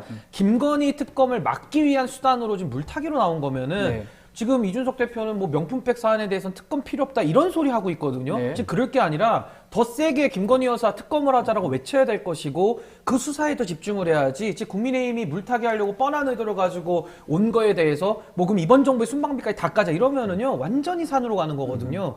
이거는 오히려 야권에서 지금 정권을 견제하려는 그 흐름보다는 지금 본인 정치 공간을 좀 찾는 거라서 전 이런 식의 접근법은 좀 도움이 되지 않는다. 맞지 자중할 않다. 필요가 있다 이렇게 아하. 봅니다. 왜냐면 이거 안 될 거 네. 알고 하는 얘기거든요. 아, 안 할 거니까요. 절대 안 될 거 아니까 본인은 네. 이제 이런 식으로 항상 그 명분을 깔아놓은 다음에 나중에 자기 돌아갈 게 생각하는 거죠. 그러니까 네. 지금 가장 중요한 거는 김건희 특검을 해야 되는 겁니다. 네, 그게 핵심입니다. 그게 돼야 된다. 김미솔님, 우리 신변 잘한다. KT 이사님, 신변 핵사에 오늘 뭐 세게 말씀하시네요. 그래서. 아니 그 프로 이름이 아, 사이다니까. 사이다니까. 시원하게 해야죠. 시원합니다. 시원하다는 말씀 많이 댓글로 아이, 주고 감사합니다. 계십니다. 예, 감사드리고요. 자, 요즘 또 계속해서 거론되고 있는 지구당 부활 두 분께 또 여쭤보겠습니다. 지금 원외 인사들의 정치활동 공간을 확보한다는 명분으로 지구당 부활 하두를 던졌는데 반대하는 쪽에서는 오히려 정치 신인 진입 장벽이 커진다. 뭐 이런 얘기도 합니다. 어떻게 봐야 됩니까? 두 분 의견도 한번 듣고 싶습니다. 저는 우리 네, 위원장님 신인규 그러니까 변호사님. 전 이 지구당 부활도 한동훈 위원장 쪽에서 나온 거거든요. 네. 이것도 좀 의도를 저는 잘 봐야 된다고 아, 보는데 예, 예, 예. 이게 사실은 지금 원외위원장들과 손을 잡고 전당대회에서 네. 한동훈 위원장이 유리한 국면을 차지하기 위해서 꺼내놓은 그런 지금 정치개혁 아니거든요. 네. 그러니까 저는 이 안에 대해서 좀 생각해보면 지구당을 부활한다? 그럼 원외위원장들에게도 기득권을 또 주는 건데 그럼 반대로 아예 정치 신인들 있잖아요. 네. 이분들한테는 전혀 정치적 참여의 공간을 열지 않는 거거든요. 근데 그게 무슨 정치 개혁입니까? 네. 저는 이런 주장을 할 거면은요. 차라리 모든 출마 예정자들은 선관위의 감독하에 정치 후원금을 걷게 해주자. 아. 이렇게 주장하는 게 정치 개혁이지. 자기 전당대회에서 표 좀 얻어보겠다고 원외위원장들을 기득권의 자리로 해준다라는 것은 전 이것도 눈 가리고 아웅 아니냐. 네. 그래서 저는 이번 차제에 정치 개혁 잘 던졌으니까 하나 더 말씀드리자면. 네. 국고보조금을 좀 폐지하고 아. 국민들, 시민들에게 정치 후원금을 마음껏 할 수 있는 바우처 제도 같은 건 어떤가. 전 이런 것도 기득권 철폐 쪽에서 우리가 주장해 볼 수 있는 거고 네. 또 하나는 뭐 출마 휴직제라든지 젊은이들이 나갈 수 있게 또 마지막으로 그 선출직 연한을 총량제로 규제하는 거. 전 이런 것들은 충분히 논의해 볼 수가 있다고 생각하거든요. 근데 한동훈 위원장이 지구당 부활로 축소시켜서 원외위원장들을 기득권의 자리에 올려주겠다는 것은 또 하나의 이건 정치의 장벽을 하나 만드는 일이다. 저 그렇게 생각합니다. 본인의 이익이 좀 연관된 것 같다라고 전당대회 짚어주셨어요. 앞두고 예, 네. 예, 예. 그렇게 보이는데 비슷합니까? 저도 이걸 네. 계기로 네. 정치 개혁에 대한 논의하는 건 굉장히 바람직하다 봅니다. 네. 특히 이제 먼저 말씀 듣고 싶었던 거는 정말 고생 많이 했잖아요. 네. 온갖 조롱을 엄청 받은 거 옆에서 봤거든요. 저도 다른 진영이지만 왜 저렇게까지 조롱을 받아야 되나 이런 도전하는 사람이 네. 그 결과가 막 본인들 생각했을 때 그냥 마땅치 않다고 이게 제가 이준석 씨를 비판했던 거랑 다른 맥락입니다. 네. 완전 진심으로 정치 개혁을 하겠다고 나섰을 때 장벽들을 옆에서 보면서도 아 이게 진짜 내가 생각지도 못했던 문턱들이 있구나. 그래서 이게 단순히 지구당을 부활하냐 아니냐 이걸로 지금 축소시킬 게 아니라 전체적으로 이 직접 경험을 해본 사람들이 이렇게 얘기를 좀 더 많이 하게 만들면 네. 민주당 안에 있든 국힘에 있든 혹은 다른 뭐 새로운 정치를 꿈꾸는 사람들이든 이들의 목소리를 좀 들어서 이참에 아예 좀 그런 변화를 세게 했으면 좋겠다 싶습니다. 저도. 그 역할을 신인규 변호사 할 것 같다 전 보십니까? 보수 정치인이지만 예. 지금 이렇게 분노할 땐 분노하고 또 네. 다른 지점엔 토론하고 그러면서 우리가 한 발짝씩 합의를 해가는 게 정치라고 보거든요. 그런 의미에서 전 진짜 그러니까 리스펙합니다. 저는 한동훈 네. 위원장은 출마 한 번도 안 해보신 분이잖아요. 네. 그러니까 제가 그 뭐 경험 없다고 해서 제가 뭐 무시하자는 게 아니라 전혀 현실을 모르면서 엉뚱한 얘기를 하니까 조금은 답답한 겁니다. 그래서 네. 아무래도 법무부 장관 출신이 바로 비대위원장이 오다 보니까 아마 그 폐해를 갖다가 총선에서도 본인이 느꼈을 텐데 아직도 정치에 대해서 저변을 넓히는 이 정치개혁에 대한 이해가 너무 부족하다. 그래서 저는 이 부분에 대해서는 한동훈 위원장이 좀 더 지금 제가 말씀드린 내용들에 대해서도 고민해 볼 필요가 있다라고 저는 생각을 합니다. 알겠습니다. 이제 시간이 얼마 안 남았는데 요거 하나만 좀 다뤄보고 마무리를 해야 될 것 같습니다. 축하난 얘기입니다. 축하난을 지금 조국혁신당 수령 거부하기도 하고요. 민주당의 또 일부 의원들도 밖으로 돌려보낸 분들이 있었던 것 같아요. 국민의힘 협치를 걷어찼다, 옹졸한 정치다 비판도 했고요. 어떻게 봐야 됩니까? 신기 변호사님. 그러니까 저는 이 난 논란을 보면서는 네. 참 정치 사망 상태를 보여주는 좀 비극적 단면 아닌가라는 생각이 들고 전 이게 이렇게 이슈가 될 내용인지는 잘 모르겠어요. 네. 그러니까 대통령은 축하해서 보낼 자유가 있고 또 받은 사람은 누구는 물을 주면서 쑥쑥 키우는 사람도 있는 네. 거고 또 누구는 갖다 버릴 수도 있는 거 아닙니까? 그러니까 저는 그게 자유롭게 서로 그냥 본인들의 자유에 따라서 이건 하면 될 일 같은데 이게 또 논란으로 돼가지고 참 국민들 보시기에는 너무 민망한 장면 같다. 이걸 가지고 서로 옹졸한 정치다, 어떤 정치다 서로 그 딱지 붙이면서 비판만 하는 것은 지금 참 정치가 제자리를 못 찾고 있다라는 그런 반증 아니겠는가. 전 좀 씁쓸하게 지켜봤습니다. 어떻게 나는 만약에 그런 게 왔다면 버리는 게 맞아요? 키우는 게 맞아요? 돌려주는 게 맞아요? 저 뭐 자유주의적 아, 내 관점으로 마음이다. 보면, 네, 충분히 그럴 수 있다 아. 보고 이제 이렇게 좋은 사람한테 오면 키울 거고요. 내가 싫은 사람한테 오면 저라면 돌려보낼 것 같은데 네가 왜 주는데 이렇게 될 것 같은데. 그렇죠. 그러니까 이게 사실 호불호 차원도 있지만 네. 상징적인 장면인 거죠. 그러니까 네. 윤석열 대통령이 거부권을 14번 썼다는 거 아닙니까? 그렇죠. 그런 게 있겠죠. 입법부를 소위 개무시를 했잖아요. 아 무시요? 그래놓고 난을 보내면 매기는 거니까. 예. 그러니까 물론 이제 그냥 통상적으로 한 거라고 하지만 네. 난 그럼 안 받겠다. 대통령이 국회를 존중하고 그런 식으로 거부권을 진짜 필요한 데만 쓰면 이런 일이 없었겠죠. 네. 그런 상황이 아닌데 그냥 버렸다면 이거 쇼라고 욕할 수 있지만 네. 이걸 상징적으로 해서 보여주는 장면이고 뭐 오래 갈 이슈는 아니라 봅니다. 그러니까 뭐 거부권 이슈, 거부권 하니까 우리는 할 수 있는 게 난 안 받는 거, 난 거부 이렇게 그 정도로 의사 표시를 한 것이다. 그러니까 이렇게 봐야 된다. 지금의 이 정치 상황이 비정상이라는 네. 것을 그분들은 난을 안 받고 그러니까 버리는 그 모습을 통해서 의사 표시를 한 걸로 그냥 보면 되는데 네. 이걸 가지고 서로 또 옹졸하니 안 하니 또 이렇게 논란을 이어가면서 소위 그 언론에 한 번씩 이름이라도 걸쳐보려는 이런 갈고리 행위가 저는 좀 보기 불편하다. 이 국민들 보시기에는 얼마나 좀 날도 더운데. 그러니까 이게 딱 그거죠. 네. 대통령이 보고 계시죠? 이거잖아요, 솔직히. 좀 보고 너무합니다. 계시죠? 네. 이렇게 보입니다. 아니 왜냐면 그런 식으로 대통령 뭐 옹졸한 정치다 이런 식으로 하면서 기사 말씀하셨듯이 한 줄 나면 이참에 친윤 그룹한테 지지도 받고 이렇게 네. 되니까 그럴 시간에 대통령한테 거부권 제대로 써달라고 얘기했으면 좋겠습니다. 알겠습니다. 자, 오늘 두 분 아주 강하게 오늘 또 말씀들을 해줘가지고 댓글에서는 아, 시원하다, 사이다. 정말 오늘 뉴스 인사이다, 맞네, 사이다다 이렇게 얘기 주십니다. 자, 신인규 변호사, 항의도 이사와 의사당 1번 출구 함께했습니다. 두 분 말씀 감사합니다. 고맙습니다.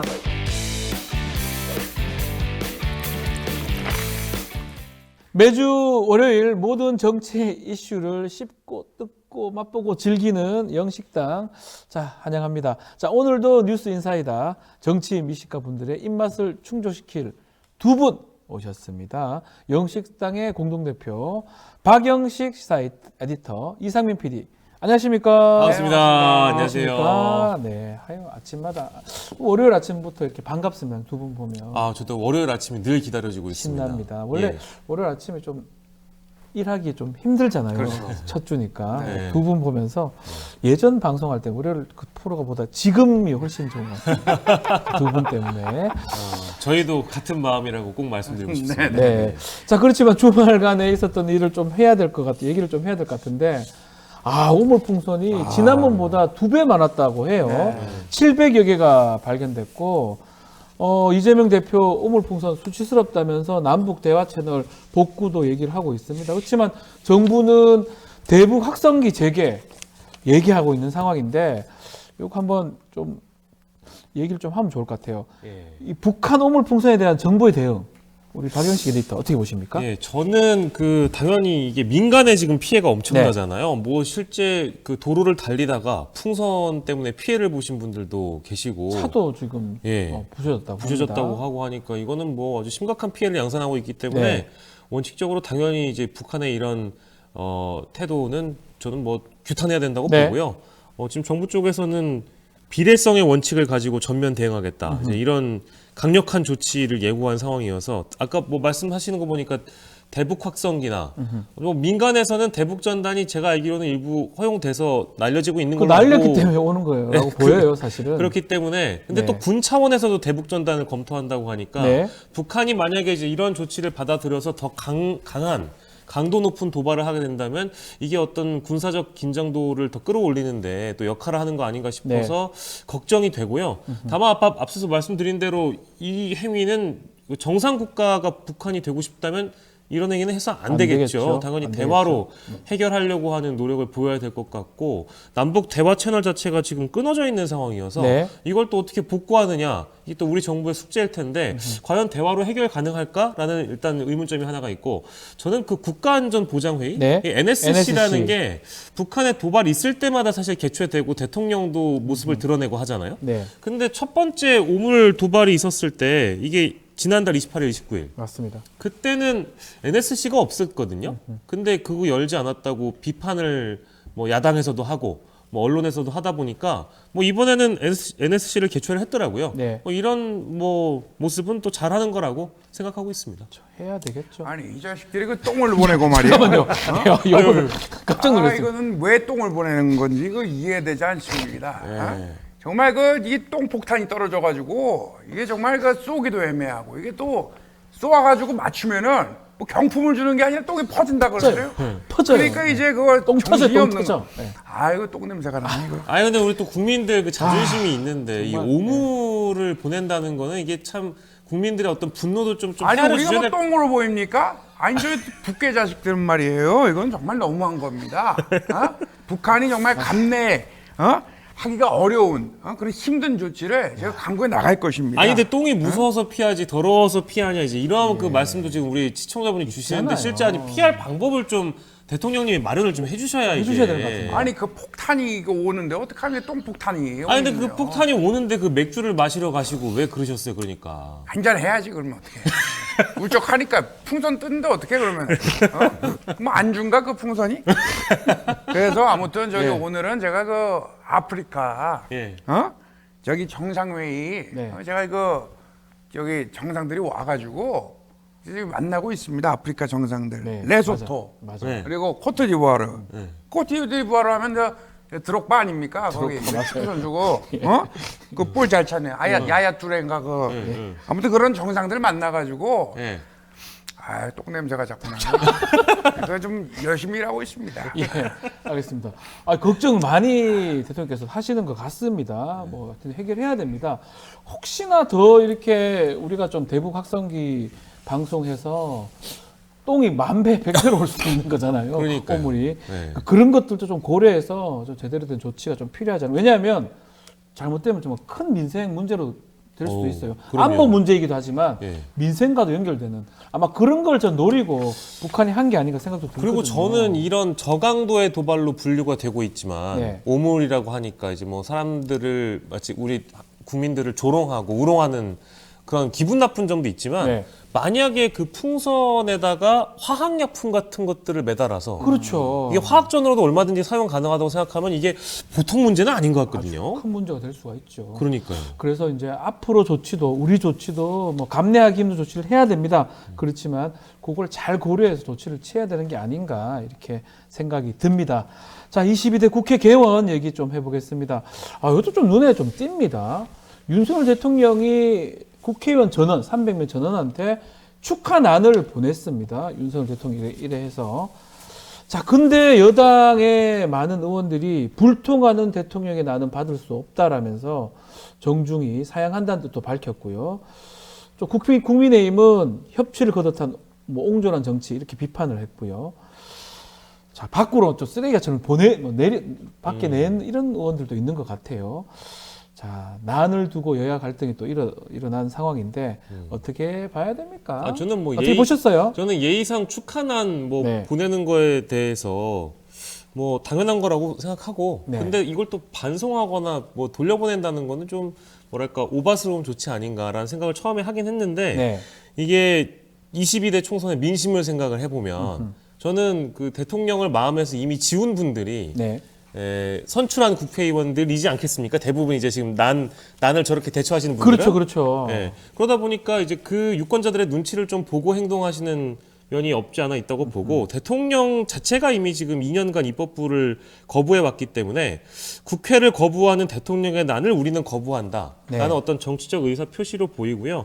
사실 대통령이 죄송한 말씀입니다만 정치를 그간 너무 못하다 보니까 협치라고 하는데 예. 그렇죠. 그래서 정치를 못했다 보니까 이제 그 정치의 복원을 위해서 이게 이제 뭐랄까 아까 우리가 오물풍선 얘기했지만 이게 이 의원들의 비대성의 대응이겠죠. 네. 대통령이 정치를 못한다면 딱 그만큼 이렇게 네, 대통령- 나는 안 받겠다. 대통령이 거부한다면 우리도 거부하겠다. 네. 이제 그런 이제 원칙적인 뭐 그런 의사 표현이라고 보여서 다만 전 뭐 나는 죄가 없기 때문에 네. 국회 앞마당에 좀 심으시든지 아니면 뭐 지인을 좀 주시든지 해가지고 쓰레기는 안 됐으면 좋겠어요. 정말 난제예요, 난제. 예. 조국 대표. 비판의 날이 다가오고 있습니다. 역대 유례 없이 사익을 위하여 거부권을 오남용하는 대통령에 축하나는 정중히 사양합니다. 이상입니다. 짧고 굵게. 네. 조국 대표, 조국 혁신당이 좀 많은 의원들이 많이 거부를 하는 것 같더라고요. 거의 다 하신 것 같은데. 제가 알기로는 거의 다 네. 뭐 옹졸한 정치다 뭐 이렇게 비판을 하고 있긴 하지만 글쎄요 이 일반인 시각에서는 뭐 그런 것 같아요. 뭐 제 마음 아니겠습니까? 받든지 말든지. 그렇죠, 그렇긴 한데 요건 일반인 시각은 아니겠죠. 왜냐하면 대통령이 국회의원한테 보낸 거기 때문에 천하람 의원 얘기가 좀 눈에 띕니다. 공과 사를 구별해야 된다. 개인적 입장이었으면 뭐 조국 대표나 뭐 이준석 의원한테 주고 싶었겠냐. 어쩔 수 없이 준 거다. 대통령 입장에서도 기간 대 기간으로 보낸 거다라고 윤석열 개인이 아닌 대통령이라는 직위를 존중해야 된다. 이렇게 지적을 했는데 어떻게 봐야 됩니까? 예.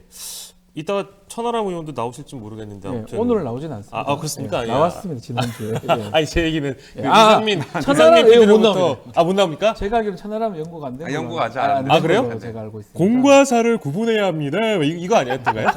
아무튼 예. 연구 중으로 알고 있습니다. 그렇습니까? 예. 예. 근데 저는 뭐 일부 천하람 의원 말씀에 동의는 하는데요. 네. 다만 제가 동의를 할 수가 없는 부분은 앞서 말씀드린 대로 행정부의 수반으로서 대통령이 입법부를 존중하지 않아 왔기 때문에 행정부라는 기관으로서 입법부의 법안을 모조리 거부하신 그 분이잖아요. 부분이 컸겠죠 아마도. 지금 여기서 이제 공과 사를 구분해야 합니다. 이러셨다는 건데. 천하람 의원입니까? 예. 그렇게 공사를 구분을 잘하시는 분이 그러면 개인 휴대전화로 최근에 그 논란이 되지 않았습니까? 그것도 문제가 되겠죠. 그게 이제 공사 구분을 대표적으로 못하는 분이어서 천하람 의원의 말씀은 어떤 말씀인지 알겠는데 이게 이제 의원들에게도 하실 말씀이지만 네. 또한 대통령에게도 적용되는 말씀이다라는 생각이 들고 뭐 이 논란이 뭐 불거지지 않았다면 제가 따로 말씀드릴 필요도 없겠습니다만 난 거부에 대한 것 역시 뭐 여야를 떠나서 입법부 구성원의 한 사람으로서 자신들을 존중하지 않는 행정부 수반의 어떤 의례상 선물을 받지 않을 수 있는 권리는 있다고 저도 보고요. 네. 저는 이제 그걸 존중하는 쪽에 서 있습니다. 자, 뭐 준비된 거 없습니까? 아니, 아이고, 예. 아니, 직접 직접 나오셔가지고. 직접 나오셨어요. 난을 갖다가 보내면은 그건 받아줘야지. 그거. 나 참 이거. 고마 치워라 난. 잠깐만 저거 폭탄 아니야 저거? 풍선이 저기 있네 저거 왜 저기 있는 거야 또 저거? 폭탄입니다. 예. 아유 냄새가 자꾸 나네. 이거. 예, 알겠습니다. 아니 저 걸음도 들었다고 하니까 그러면 그 오물풍선 안에 거물을 걸음을 걸음. 난에다가 아니 그거는 박영식 씨가 다 가져가가지고 이게. 예. 어이 정 실장 저기 박영식 씨한테 저기 풍선 다 줘. 고마 치워라 난. 참 이거. 이거 코트디부아르는 뭐가 맛있나? 먹는 것도 생각하시는군요. 알겠습니다. 오늘 점심 뭐지? 예, 알겠습니다. 예. 자, 대통령 오늘 뭐 아프리카 쪽 만난다고 하긴 하는데 이제 문제는 국정 지지율 조사가 지난주에 이제 갤럽 조사가 좀 났었는데요. 높지가 않아요. 어쩌면 조사 취임 이후로 최저치를 기록했어요. 21%입니다. 지금 뭐 선거 이후에 총선 이후에도 20대, 23, 뭐 21까지 지금 이렇게 결정적으로 떨어진 이유가 뭐라고 보십니까? 저는 28일부터 30일까지 조사를 한 내용이잖아요. 네. 이게 화수목을 보통 조사를 하는데 이거 따라가 보면 될 것 같습니다. 네. 이 28일, 29일, 30일에 어떤 일이 있었냐? 그러니까 순직 해병대원 수사 무마 의혹과 관련해서 대통령이 사실상 수사 개입을 했다라는 부분이 드러나고 있는 와중에서 대통령실이나 대통령의 대국민 설명이 없었다는 점. 네. 사실상 침묵을 했었으니까요. 그리고 뿐만 아니라 이걸 마치 이제 비호하듯이 뭐 예를 들면 경로가 죄냐, 전화 통화가 죄냐, 뭐 네. 이런 식의 발언들이 나왔단 말이죠. 맞아요. 여당에서요. 그렇죠. 예. 이게 충분히 영향을 줬을 것 같고 이게 정상회담 기간이었습니다. 한중일 정상회담. 한중일. 네. 근데 한일중 정상회담, 예. 한중일 정상회담. 이제 어떻게 써야 되느냐? 예. 이제 이런 논란이 또 있다 보니까 이게 외교 행위보다 이 한중일, 한일중 표현이 어떤 것이 더 앞서가야 되냐 이런 것들도 한 몫을 하는 원래 것 같고요. 외교 활동이 있으면 약간 지지율이 올라가는 게 일반적이잖아요. 컨벤션 효과라고 원래 그러는데. 같으면. 근데 네. 이게 전혀 없었던 것 같아요. 전혀 없었고. 예, 그리고 또 그 30일에 이게 뭐 국민의힘 연찬회 이따 뒤에 얘기가 나오겠습니다만 네. 30일에 국민의힘 연찬회가 있었는데 이날이 또 그 얼차려 받아서 숨진 군인의 연결식이 있었던 날이었거든요. 네. 근데 이날 가서 어퍼컷 세레모니도 하시고 또 맥주도 맥주 따르시고 한잔 맥주도 하셨죠. 마시고 네. 하시다 보니까 이제 이런 것들이 이 여론조사에 반영이 돼서 긍정도 21%지만 부정이 70%였어요. 너무 커요 이게. 이 지지도는 이명박 정부의 그 집권 말기보다 더 나쁜 수치여서 왜 나를 꺼내? 야 잠깐만. 아니, 아니 나를 불러. 나는 그 UAE 대통령이 와가지고 네. 저기 그 누구였지? 대통령이 와가지고 내가 음식을 많이 먹었습니다. 많이 먹어야 돼. 많이 해 먹어야 돼. 어떻게 너무 해드셨? 어? 너무 해먹? 음식을 조리해서 왔더라고. 야, 예. 그래요. 왜 하필 또 이 그러니까요. MB 대통령? 내가 왜 불렀어? 예, 불러가지고. 아니 보고 그때 싶었어요. 집권 말기에 그래도 지금보다는 지지도가 더 나았다라는 그런 네. 언론 보도가 있다 보니까 내가 한 번 더 할까? 아니 그건 아닙니다. 그래 할 수도 없고요. 사양하겠습니다. 우리나라는 그렇게 할 수도 없고 헌법상. 네. 그때 그렇게 떨어지는 거를 어떻게 보면 MB 대통령 전 대통령 때는 좀 막았다고 보여요. 이렇게 네. 막아서 더 떨어지는 않았던 것 같은데 윤석열 대통령 지지율 앞으로 좀 더 떨어질 수도 있다고 이렇게 보십니까? 저는 더 떨어질 가능성이 많고요. 아하. 올라갈 가능성은 더 낮습니다. 낮아 보인다. 네, 왜냐하면 쓸 수 있는 카드를 지금 대통령이 다 쓴 것 같거든요. 예. 예를 들면 영수회담도 했고요. 네. 기자회견도 했고요.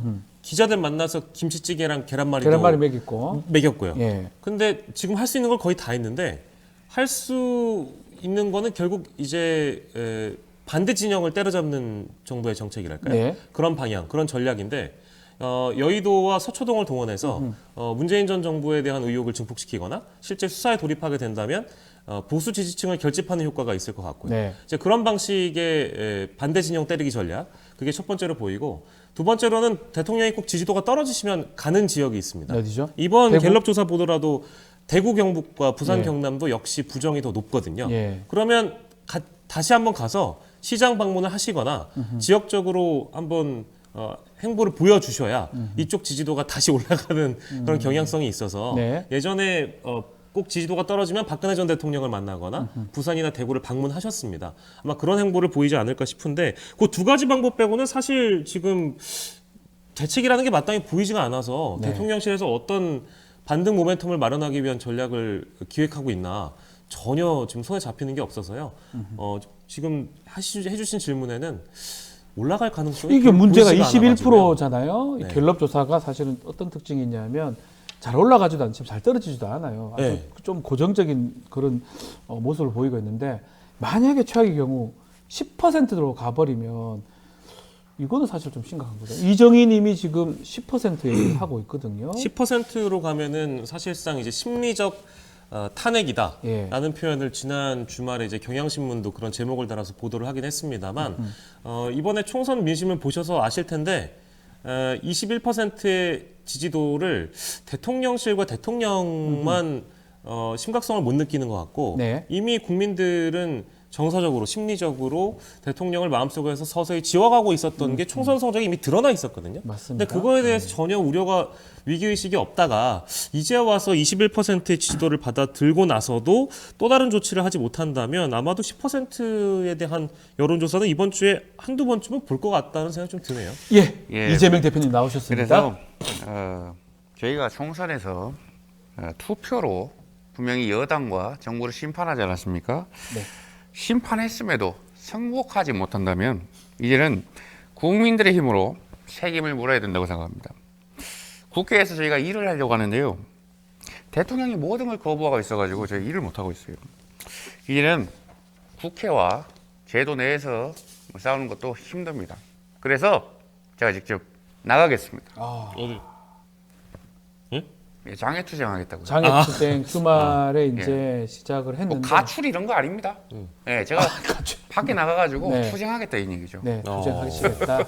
농담인데 못 알아듣네. 일부러 하려고 또 농담까지 또 예, 하셨네. 아무튼 밖에서 함께 네. 국민과 함께 항복을 이끌어내겠습니다. 같이 나가실래요? 모르겠습니다. 예.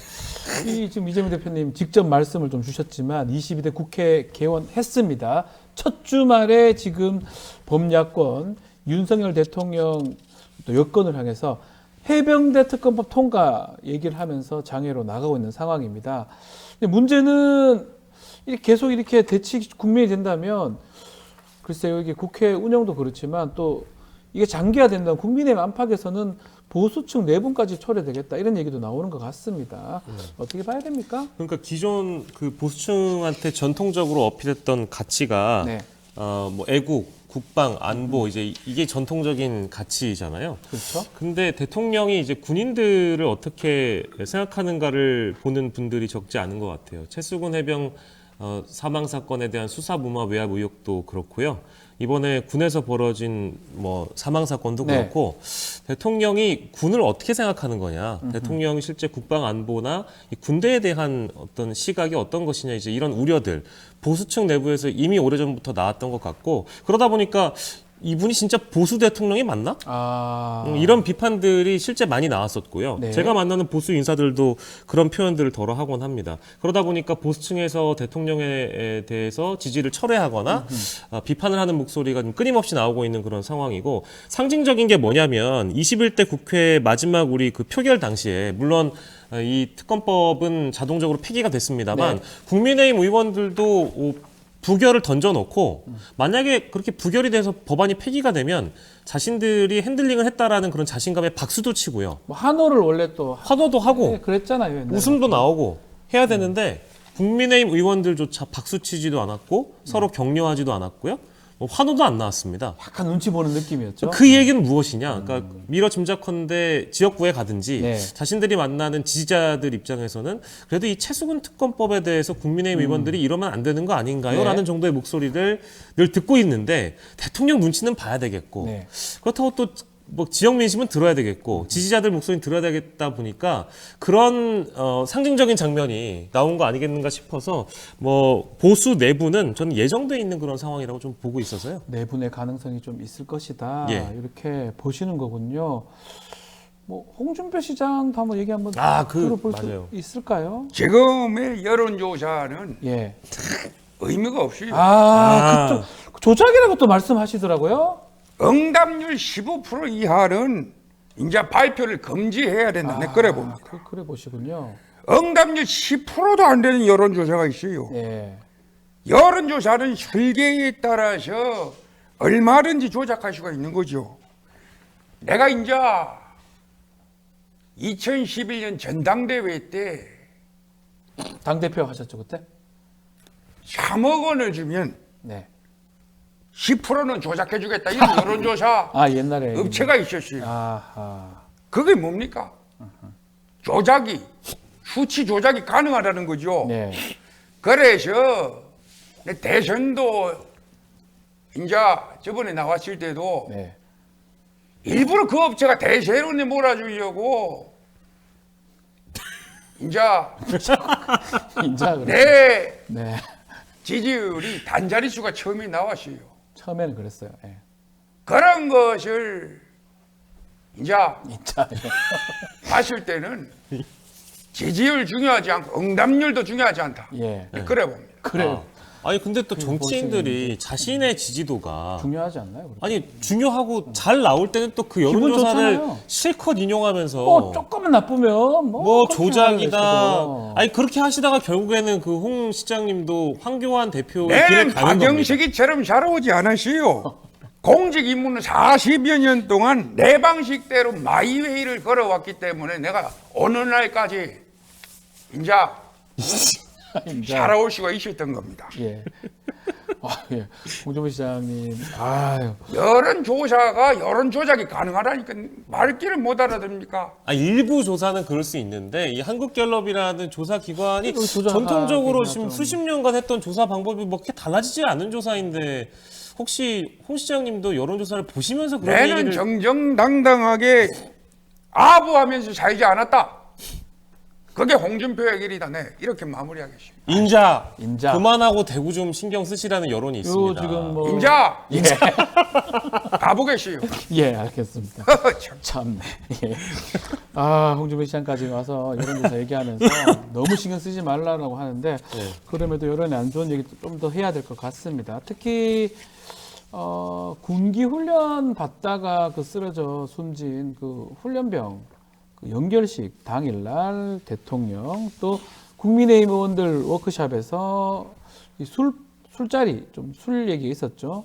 비판이 좀 많았어요. 진정한 보수라면 이럴 수 있나? 우리 젊은이 목숨값이 당신에게 겨우 그 정도였냐? 맥주 비판이 좀 많았었거든요. 어떻게 보십니까? 아, 저는 박영식 에디터. 저 진짜 죄송한 표현인데 네. 이건 진짜 한심한 장면이어서 네. 한심하고 저는 이 사진을 보고 사실 눈을 좀 의심했습니다. 굉장히 충격적인 장면이라고 생각을 했고요.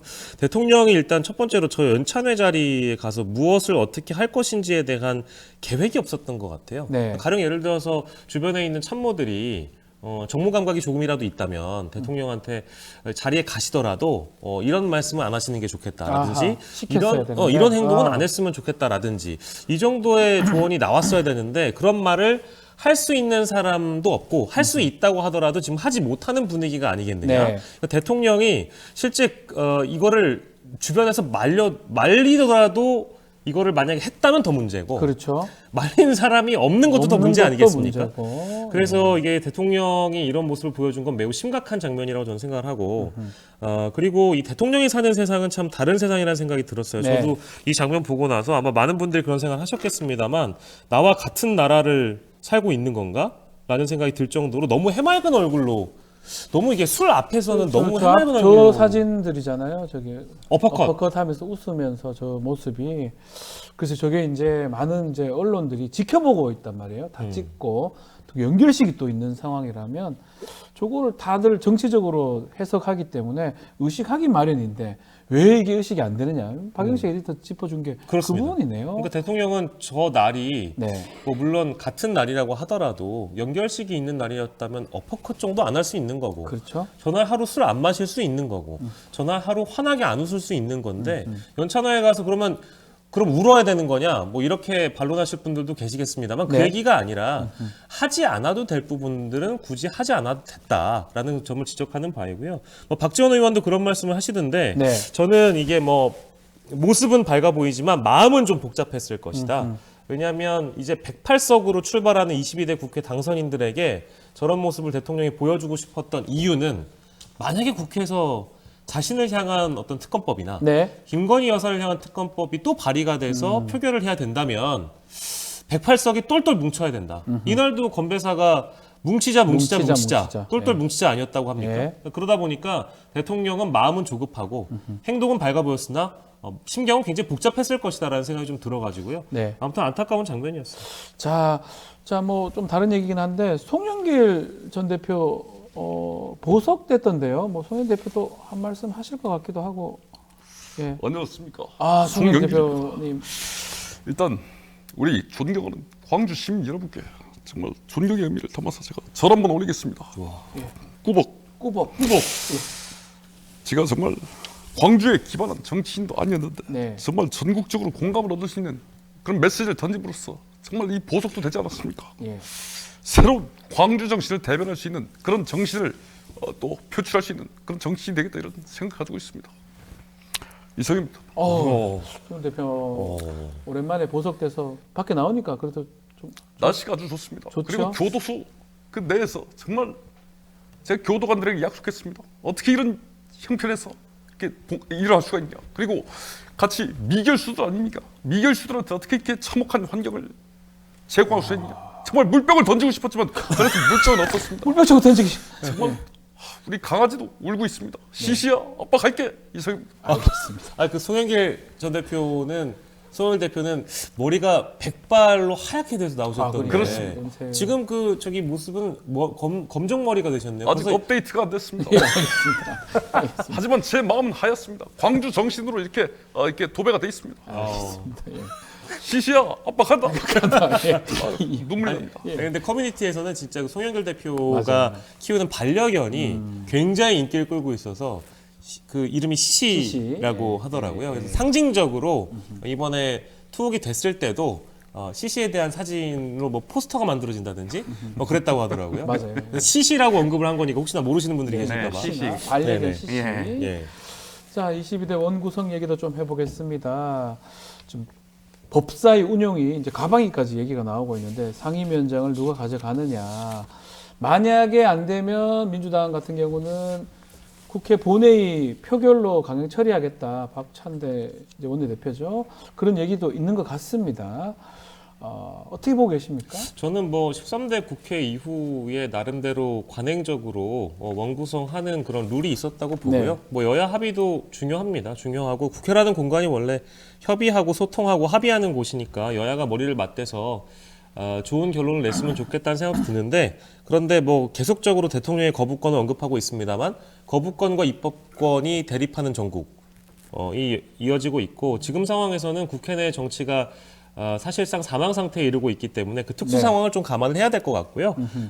즉 관행보다는 국회법을 우선해서 빠르게 일처리를 하는 것이 중요하지 않겠는가라는 생각이 좀 들고 게다가 총선 민의를 계속 말씀드리고 있는데 총선을 누가 이겼냐, 총선에선 또 누가 심판을 받았냐를 감안해 보면 대통령과 함께 국민의힘도 심판을 받은 거거든요. 네. 그러니까 108석의 소수 정당이 이제 이 국회 원구성과 관련해서 목리를 부릴 자격은 지금 시점에서 없는 것 같다라는 지금 생각이 좀 들고 국민들은 야당 우위로 표를 몰아주면서 입법부를 견제하고 심판하라는 메시지를 준 것이니까 이 국회법을 따라서 원구성을 했으면 좋겠다는 생각이 들고 결국에는 협상이 지연되면 협의를 했는데 합의가 안 되면 표결을 통해서 다수결의 원리 그대로 이행하면 된다는 것이 민주주의의 원리입니다. 그렇죠. 그렇기 예. 때문에 만약에 뭐 지금 이 상임위 구성이 안 되면 뭐 국회가 할 일을 못 하게 되는 것이니까 국회법을 따르는 것이 뭐 지금 시기에서는 가장 좋은 결론이라고 저는 생각하고 있습니다. 예, 아유 김종인 전 위원장입니다. 따분해. 예. 뭐? 따분해. 저 자식은 버릇이 없다고. 어른이 나왔는데 저 따문에 그러고 댓글도 따문에밖에 없네. 어쨌든 그 네, 김종인 전 위원장. 총선이 네. 끝나고 나고도 그 일반 그 국민이 그 민심이 네. 국민의힘에 대해서 왜 그렇게 냉혹하게 갔는지에 대해서 새로운 반성이 없기 때문에 그거는 내가 결국은 이번 총선에서 대통령이 보여준 모습이 없잖아요. 예. 없기 때문에 그거는 새로운 여론조사에 그 영향을 줄 수도 없고 그렇기 때문에 그거는 그 변하지도 않았기 때문에 계속 그 여당이 불리한 상황이라고 그렇게 보고 있기 때문에 내가 그렇게 볼 수밖에 없다고 봐요. 예. 정확하게 보신 것 같습니다. 정확하게 보시는 것 같습니다. 이게 때문에라고 봐요. 예, 그 때문에 그 때문에. 네. 마치기 전에 한동훈이는 1년이나 좀 쉬어야지. 왜 자꾸 튀어나와서. 그 한동훈 전 위원장은 그러면 왜 그 김욱 씨를 지금 만나거나 김우 씨 만나서 고마움을 표시를 했더라고요. 예, 왜 그럴까요? 저는 김은국 씨를 만나면 안 되는 겁니까? 만나도 되죠. 아니 만도 되죠. 아니 되죠. 그건 저는 문제 삼은 게 아니죠, 호랑나비를- 위원장님. 저는 호랑나비를 부를 자격이 있다고 생각하는데요. 네. 네. 저는 지구당도 마찬가지로 부활해야 된다고 생각합니다. 네. 예. 그건 정말 아니죠. 예. 제가 봤을 때는 예. 지구당 부활 이거는 제가 20년 전에 분명히 요구하지 않았습니까? 지구당 그리고 당 대표 그리고 지역 토어들 간에 정말 어두운 고리를 끊어냈다 이렇게 생각하는데요. 저는 지구당 부활이 원외 위원장들을 살릴 수 있는 길이라고 생각합니다. 저도 정말 그렇게 생각하는데요. 저도 동의하죠. 하지만 그건 시대착오적이다 이렇게 평가합니다. 이분을 왜 갑자기 저를 붙여놓은 건가요? 아유, 정말 어쨌든 지구당 부활은 정말 필요하다 이렇게 생각합니다. 오세훈 시장은 거의 비슷해졌습니다. 제가 수영을 하러 가야 돼서요. 또 가보겠습니다. 예. 안녕. 안녕. 와, 가셨네요. 예, 똑같습니다. 예. 아니 근데 진짜 우리 한동훈 전 위원장과 두 오세훈 사람의 또 토론 예. 논쟁은 와. 처음 아니겠습니까? 근데 진짜 그 지구당 논쟁을 보면서 이제 뭐 대리 이제 앞서서 전당대회를 앞두고 대권 주자들끼리 전초전이라고 좀 보는데 네. 근데 진짜 좀 할 말을 잃어버린 게 네. 너무 똑같네요. 너무 오세훈 똑같아요. 시장을 언제 이렇게 또 끌어올리셨지? 제가 준비가 된 서울시장입니다. 와. 뭐든지 준비가 돼 있다 그렇게 생각을 하는데요. 제 노래도 불렀습니다. 노래가 있습니까? 오 솔레미오. 진짜요? 자세한 건 영상을 찾아보시면 되겠다. 이렇게 감사합니다. 야. 오세훈 시장도 연구가 됐군요. 지난주에 저희가 오세훈 시장님을 모셨던가요? 제 기억이 잘 안 그때는 납니다. 좀 약했습니다. 그렇습니까? 목소리가 좀 약했는데 예. 오늘 거의 확실해졌네요. 야. 알겠습니다. 종종 오세훈 시장까지 저희가 좀 모시도록 하겠습니다. 지금 이 방송이 오세훈 띄우기. 알겠습니다. 알겠습니다. 저는 분명히 지구당 살리기 그리고 김웅국 씨 만나서 예. 애국하는 마음이 무엇인지 얘기했다 이렇게 분명히 말씀드리겠습니다. 알겠습니다.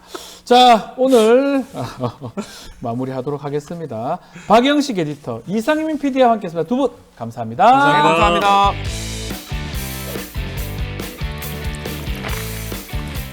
매주 수요일 역사 속 미스터리한 범죄를 통해서 교훈을 얻어보는 투베쇼 시간입니다. 자, 오늘도 배상훈 크리에이터, 백이성 역사 크리에이터, 배상훈 프로파일러, 백이성 역사 크리에이터 두 분 나오셨습니다. 안녕하십니까? 안녕하세요. 죄송합니다. 괜찮습니다. 예, 프로파일러이자 크리에이터이기도 해요, 사실은. 그래서 제가 약간 착각하고 베프님 또 베쌤님 두 분 나오셨습니다. 자, 이제 내일이 현충일입니다. 현충일 앞두고 최근에 군대 관련된 사고들이 계속 일어나고 있어요. 훈련병들 안타까운 사고들이 좀 발생했는데 이 얘기 좀 해보려고 합니다. 특히 최근에 군기 훈련 받다가 사망한 훈련병 이야기 좀 해보겠습니다. 군기 훈련. 결국은 군기 훈련이라고 하지만 가혹행위가 이루어졌다고 보는 게 맞는 것 같은데 뭐 두 분 어떻게 보셨어요? 우리 베프님부터 그 사건 어떤 시각으로 좀 접근을 하셨습니까? 사실 이게 있을 수 있는 일이냐? 네. 왜냐하면 최근에는 이런 방식의 가혹행위가 사실은 거의 없거든요. 그렇죠. 왜냐하면은 그 지휘관들이나 교관들도 상당히 자신에 대한 또 전문성도 많이 있는 사람들인데 네. 근데 왜 이런 일이 벌어졌는가 실제로는 굉장히 좀 의문이 드는 네. 부분입니다. 그런데 이제 범죄의 영역으로 봐야 되는 건지 아니면은 훈련의 한 영역으로 봐야 되는 건지가 지금 어쩐지 논란이 되고 있는데 어쨌든 저는 범죄 수사는 이루어져야 된다고 보고 네. 다만 제도적인 것도 조금 살펴봐야 될 부분이 있지 않을까라는 네. 생각을 해봅니다. 근육이 다 녹아내렸다. 야, 상상할 수 없거든요. 요즘 군대 많이 좋아져. 저도 군 오래 있었지만 이게 가능한 일인가 싶기도 합니다. 우선 저는 여성 대위, 중대장, 여자 중대장, 여자 중대장이라 해야 되죠. 네. 여자 중대장님은 그 지휘관으로서의 자격이 일단 없다. 네. 자기가 관할하고 있는, 자기가 맡고 있는 소대원의 건강 상태를 네. 제대로 파악하지 못한다 하는 건 지휘관의 기본이 안 돼 있다. 저는 그렇게 생각합니다. 제가 군대에 있을 때 저는 네. 고문관이었습니다. 고문관이었어요? 예. 고문관이 뭐냐면 좀 모르시는 분이 있지만 군대 너무 못하고 예, 저는 진짜 구보도 잘 못하고 간신병사라고. 예, 전 관심병사였어요. 진짜 관심병사였어요. 예, 그렇습니다. 그런데 예. 저는 훈련병일 때 네. 제가 논산훈련소 30년대 출신이에요. 네. 저는 훈련병일 때 우리 중대장님이 김만겸 대위라는 분이 기억도 하시네요. 제가 죽어도 못 잊어먹습니다. 예. 김만겸 대위라는 분이 제가 구보를 제대로 못하니까 네. 야, 너는 집차에 탑승. 예, 열애. 자기는 걸어가. 20km를. 아하. 예. 그때 이제 단축 예. 행군이었는데. 예. 그런 놀라운 배려를 받은 사람입니다. 제가. 예. 제가 언제냐? 96년도입니다. 1996년도. 예, 96년도에도 그랬는데. 아하. 그 김만겸 대위님은 뭐 때문에 그러셨냐면은, 쟤는 지금 만약에 행군을 시키면은, 만약에 쟤한테 무슨 사고가 일어나면은 내가만 그렇죠. 책임을 진다. 책임져야 된다. 그리고 그 부소대장 이런 사람 다 줄줄이 책임이다. 아하. 그래, 뭐 사회 문제가 될 수 있다. 이런 계산에서 그렇게 하신 거거든. 김만겸 대위가. 예. 물론 그거는 대단한 일입니다만은 그렇지만은 저는 이미 그런 대접을 받았습니다. 그래서 저는 뭐냐면은 내가 받은 만큼 내가 나중에 그 선임이 되더라도 네. 절대 후임병을 갈구지 않겠다. 괴롭히지 이런 않겠다. 어떤 아. 다짐을 하게 되는 예. 계기가 됩니다. 그런데 이 대위는 네. 만약에 40km 행군을 하게 되면은 일반적인 평균의 어떤 그런 어떤 훈련병들이 이걸 견딜 수 있다. 야, 니들이 뭐 똑바로 못 해서 그래 하더라도 이 사람은 그렇게 못한다 싶으면은 네. 어떤 다른 했었어야 방식으로 되는데. 얼마든지 정신교육을 할 수 있다는 겁니다. 야, 이게 사실 네. 저도 이제 군대 지금 국방부 인권과에 있으면서 제가 열차리 규정이라든지 이런 것들을 만들었던 기억이 나거든요. 예. 몇 번 하고 쉬고 이거 왜냐하면 그만큼 얼차려라는 게 군기라고 가정해서 가혹행위로 변할 수 있고 생명이나 신체 위협을 줄 수 있기 때문에 했던 건데 안타까운 게 그거예요. 두 개. 왜 이 병사에 대한 상태를 몰랐다냐. 지휘관이 당연히 알아야 되는데 몰랐다고 하더라도 규정에 맞게만 좀 했었으면 되는데 왜 완전 군장을 해가지고 그걸 했는지 너무나 안타깝습니다. 지금 그래서 훈련소장 출신인 고성균 소장이 아마 본인이 유튜브 프로그램에 이렇게 얘기를 했던 것 같아요. 어떻게 9일된 훈련병한테 완전 군장 얼차를 시킬 수 있느냐. 그러니까 저도 똑같이 생각하거든요. 완전 군장은 엄청 무겁고 진짜 힘듭니다. 이런 지적들이 좀 저는 타당해 보이거든요. 어떻습니까, 베프님? 그렇죠. 왜냐하면은 아직 그 민간인 사회 거의 민간인이죠, 인구를 뭐. 아직 9일이면. 빼지 못하고 있는 상태에서 몸에 안 익는단 말이에요. 군장이란 게. 그러니까 사실은 이것도 절차라는 것도 있고 과정이라는 것도 있는데 그런 부분에서는 이건 규정을 완전히 무시하고 네. 한 거라고 좀 보죠. 이 훈련을 이제 군대 다 다녀왔으니까. 그러니까 사실은 거의 이게 훈련병은 그냥 민간인이잖아요. 아직 9일밖에 안 됐어요. 알지 아무것도 병아리 중에 병아리잖아요. 그거는 40km 군장이 뭐 어떻게 하면 싸는지도 모르는 모르는 상황인데 사람이죠. 이걸 예. 갖고 그런 훈련을 시켜가지고 정말 납득하기 어려운데 과거를 한번 또 가봐야 될 것 같아요. 오늘 뭐 역사 얘기를 해야 되니까 조선시대 그 군인들은 어떤 생활했는지 궁금해요. 가혹행위 그때도 뭐 얼차례 같은 거 했는지 조선시대에는 어떤 식으로 군대가 운영이 됐습니까? 조선시대 군대는 네. 그야말로 쌍팔년도 군대죠. 당나라 군대입니까? 아니 당나라 군대는 이제 오합지졸인데 예. 이거는 오합지졸이라기보다는 네. 아무래도 막 여러 가지 장비의 어떤 그런 열악함을 예. 군기의 엄정함으로 보충하려고 했던 군기로 그런 어떤 군대다. 예. 그래가지고 뭐 조금만 잘못하면 막 두들겨 패고 때렸습니까, 진짜로? 맨날 아유 옛날에는 인권이라는 개념이 없었지 않습니까? 예.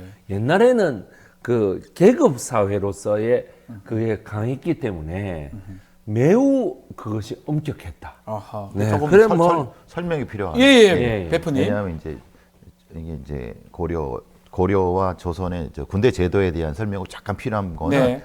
이제 이성계가 운영했던 가별처, 우리가 보는 삼별처라고 알고 있는 부분인데 이제 조선 전기까지는 말하자면 직업군대 시스템입니다. 말하자면 이제 세습군대라고 보면 되죠. 어떤 장군이나 어떤 집단 밑에 군대가 운영되는 형태가 되는 네. 거고 우리가 말하는 그 개병제에 의한 소위 개병제에 의한 징집병 이후는 실제로는 조선 전기와 후기를 나누는 부분이 있을 수 있습니다. 네. 그 우리 박변은 재승방략이라는 거 들어보셨습니까? 재승방략? 대충 압니다. 예, 재승. 그죠. 예. 재승방략이라는 것은 뭐 원래는 이제 직업군인 시스템의 중앙군이었다가 이게 박살이 나니까 뭐냐면 전국에 있는 어떤 양인들을 어떤 특정한 어떤 지역으로 모아갖고 하는 방식으로 이 조선의 군제가 완전히 바뀝니다. 그렇죠. 이 바뀌게 되는 이유가 왜 이 말씀을 드리냐면은, 그러니까 이제 능력이 없고 무능한 지휘관이라든가 어떤 하사관 말은 그런 데에 의해서 아까 이 백인 선생님이 말하는 그런 어떤 이 가혹행위가 발생하게 될 수밖에 없었던 배경이 그렇다는 겁니다. 그러니까 군대의 폐단에 대한 얘기를 하려고 하면 후기 얘기가 돼야 되는 거고, 그런 부분이 먼저 기본적으로 우리 시청자들이 먼저 그걸 좀 말씀드리려고 합니다. 임진왜란 때 우리가 쉽게 왜군한테 좀 격파당한 직업군인이 박살났죠. 저 재승방에 네. 그 말씀했던 것처럼 지역의 그 병사들 모아가지고 네. 가서 싸움하러 간 거거든요. 예. 직업 군인들이 아닌 거죠, 사실은. 일하다가 그 사람 데리고 가니까 처음부터 쉽지 않았다라는 생각이 드네요. 그렇습니다. 네. 이거는 뭐냐면, 그러니까 왜냐하면은 부산을 들어가서 문경세제까지 가는 그 빠르게 네. 행군하는 왜군의 행태를 제대로 파악하지 못하는 것이죠. 왜냐하면 각 군대에 다 산재에 있던 사람들이 한꺼번에 하나의 지점으로 모아서 가야 되니까. 모이니까 이것이 전혀 군기도 안 잡히고 명령체계도 전혀 안 잡히고 어떤 사람 빨리 모이고 어떤 사람 늦게 모이고 이러다 보니까 야, 네가 내 관할이야? 네가 내 지휘야? 도대체 누가 내 관할이야? 이렇게 되기 때문에 임진왜란 초기에 한양까지, 아니면 좀 더 하자면은 그 임진강까지 우리나라가 연전연패로 밀리게 되는 하나의 그 원인이 되는 것입니다. 뭐 고려 때만 해도 우리가 좀 무인의 나라였잖아요. 이게 왜냐하면 고려 때는 이군육이 중앙군 시스템이었고 전문화된 군대였습니다. 근데 그건 일종의 세습 군대였기 때문에 굉장히 전문화됐는데, 문제는 숫자가 많을 수가 없죠.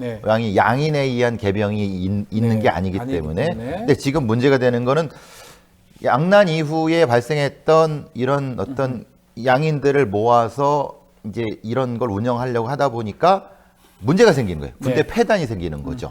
그 폐단에 대한 건 뭐 배수님 말씀해 주시겠지만은 굉장히 그 뭐 재정 운영이라든가 전문성의 문제라든가 이런 거가 되기 때문에 장비도 별로 아니야, 훈련도 안 돼. 그러니까 그거를 소위 말하는 보상하기 위해서는 때릴 수밖에 없는 군기 잡으려고 거죠. 장비도 없어, 그렇죠. 물자도 없어, 말도 잘 안 듣는 것 같으니까 군기 잡으려고 가혹행위 그런 게 있었다는 거잖아요. 네, 그럼요.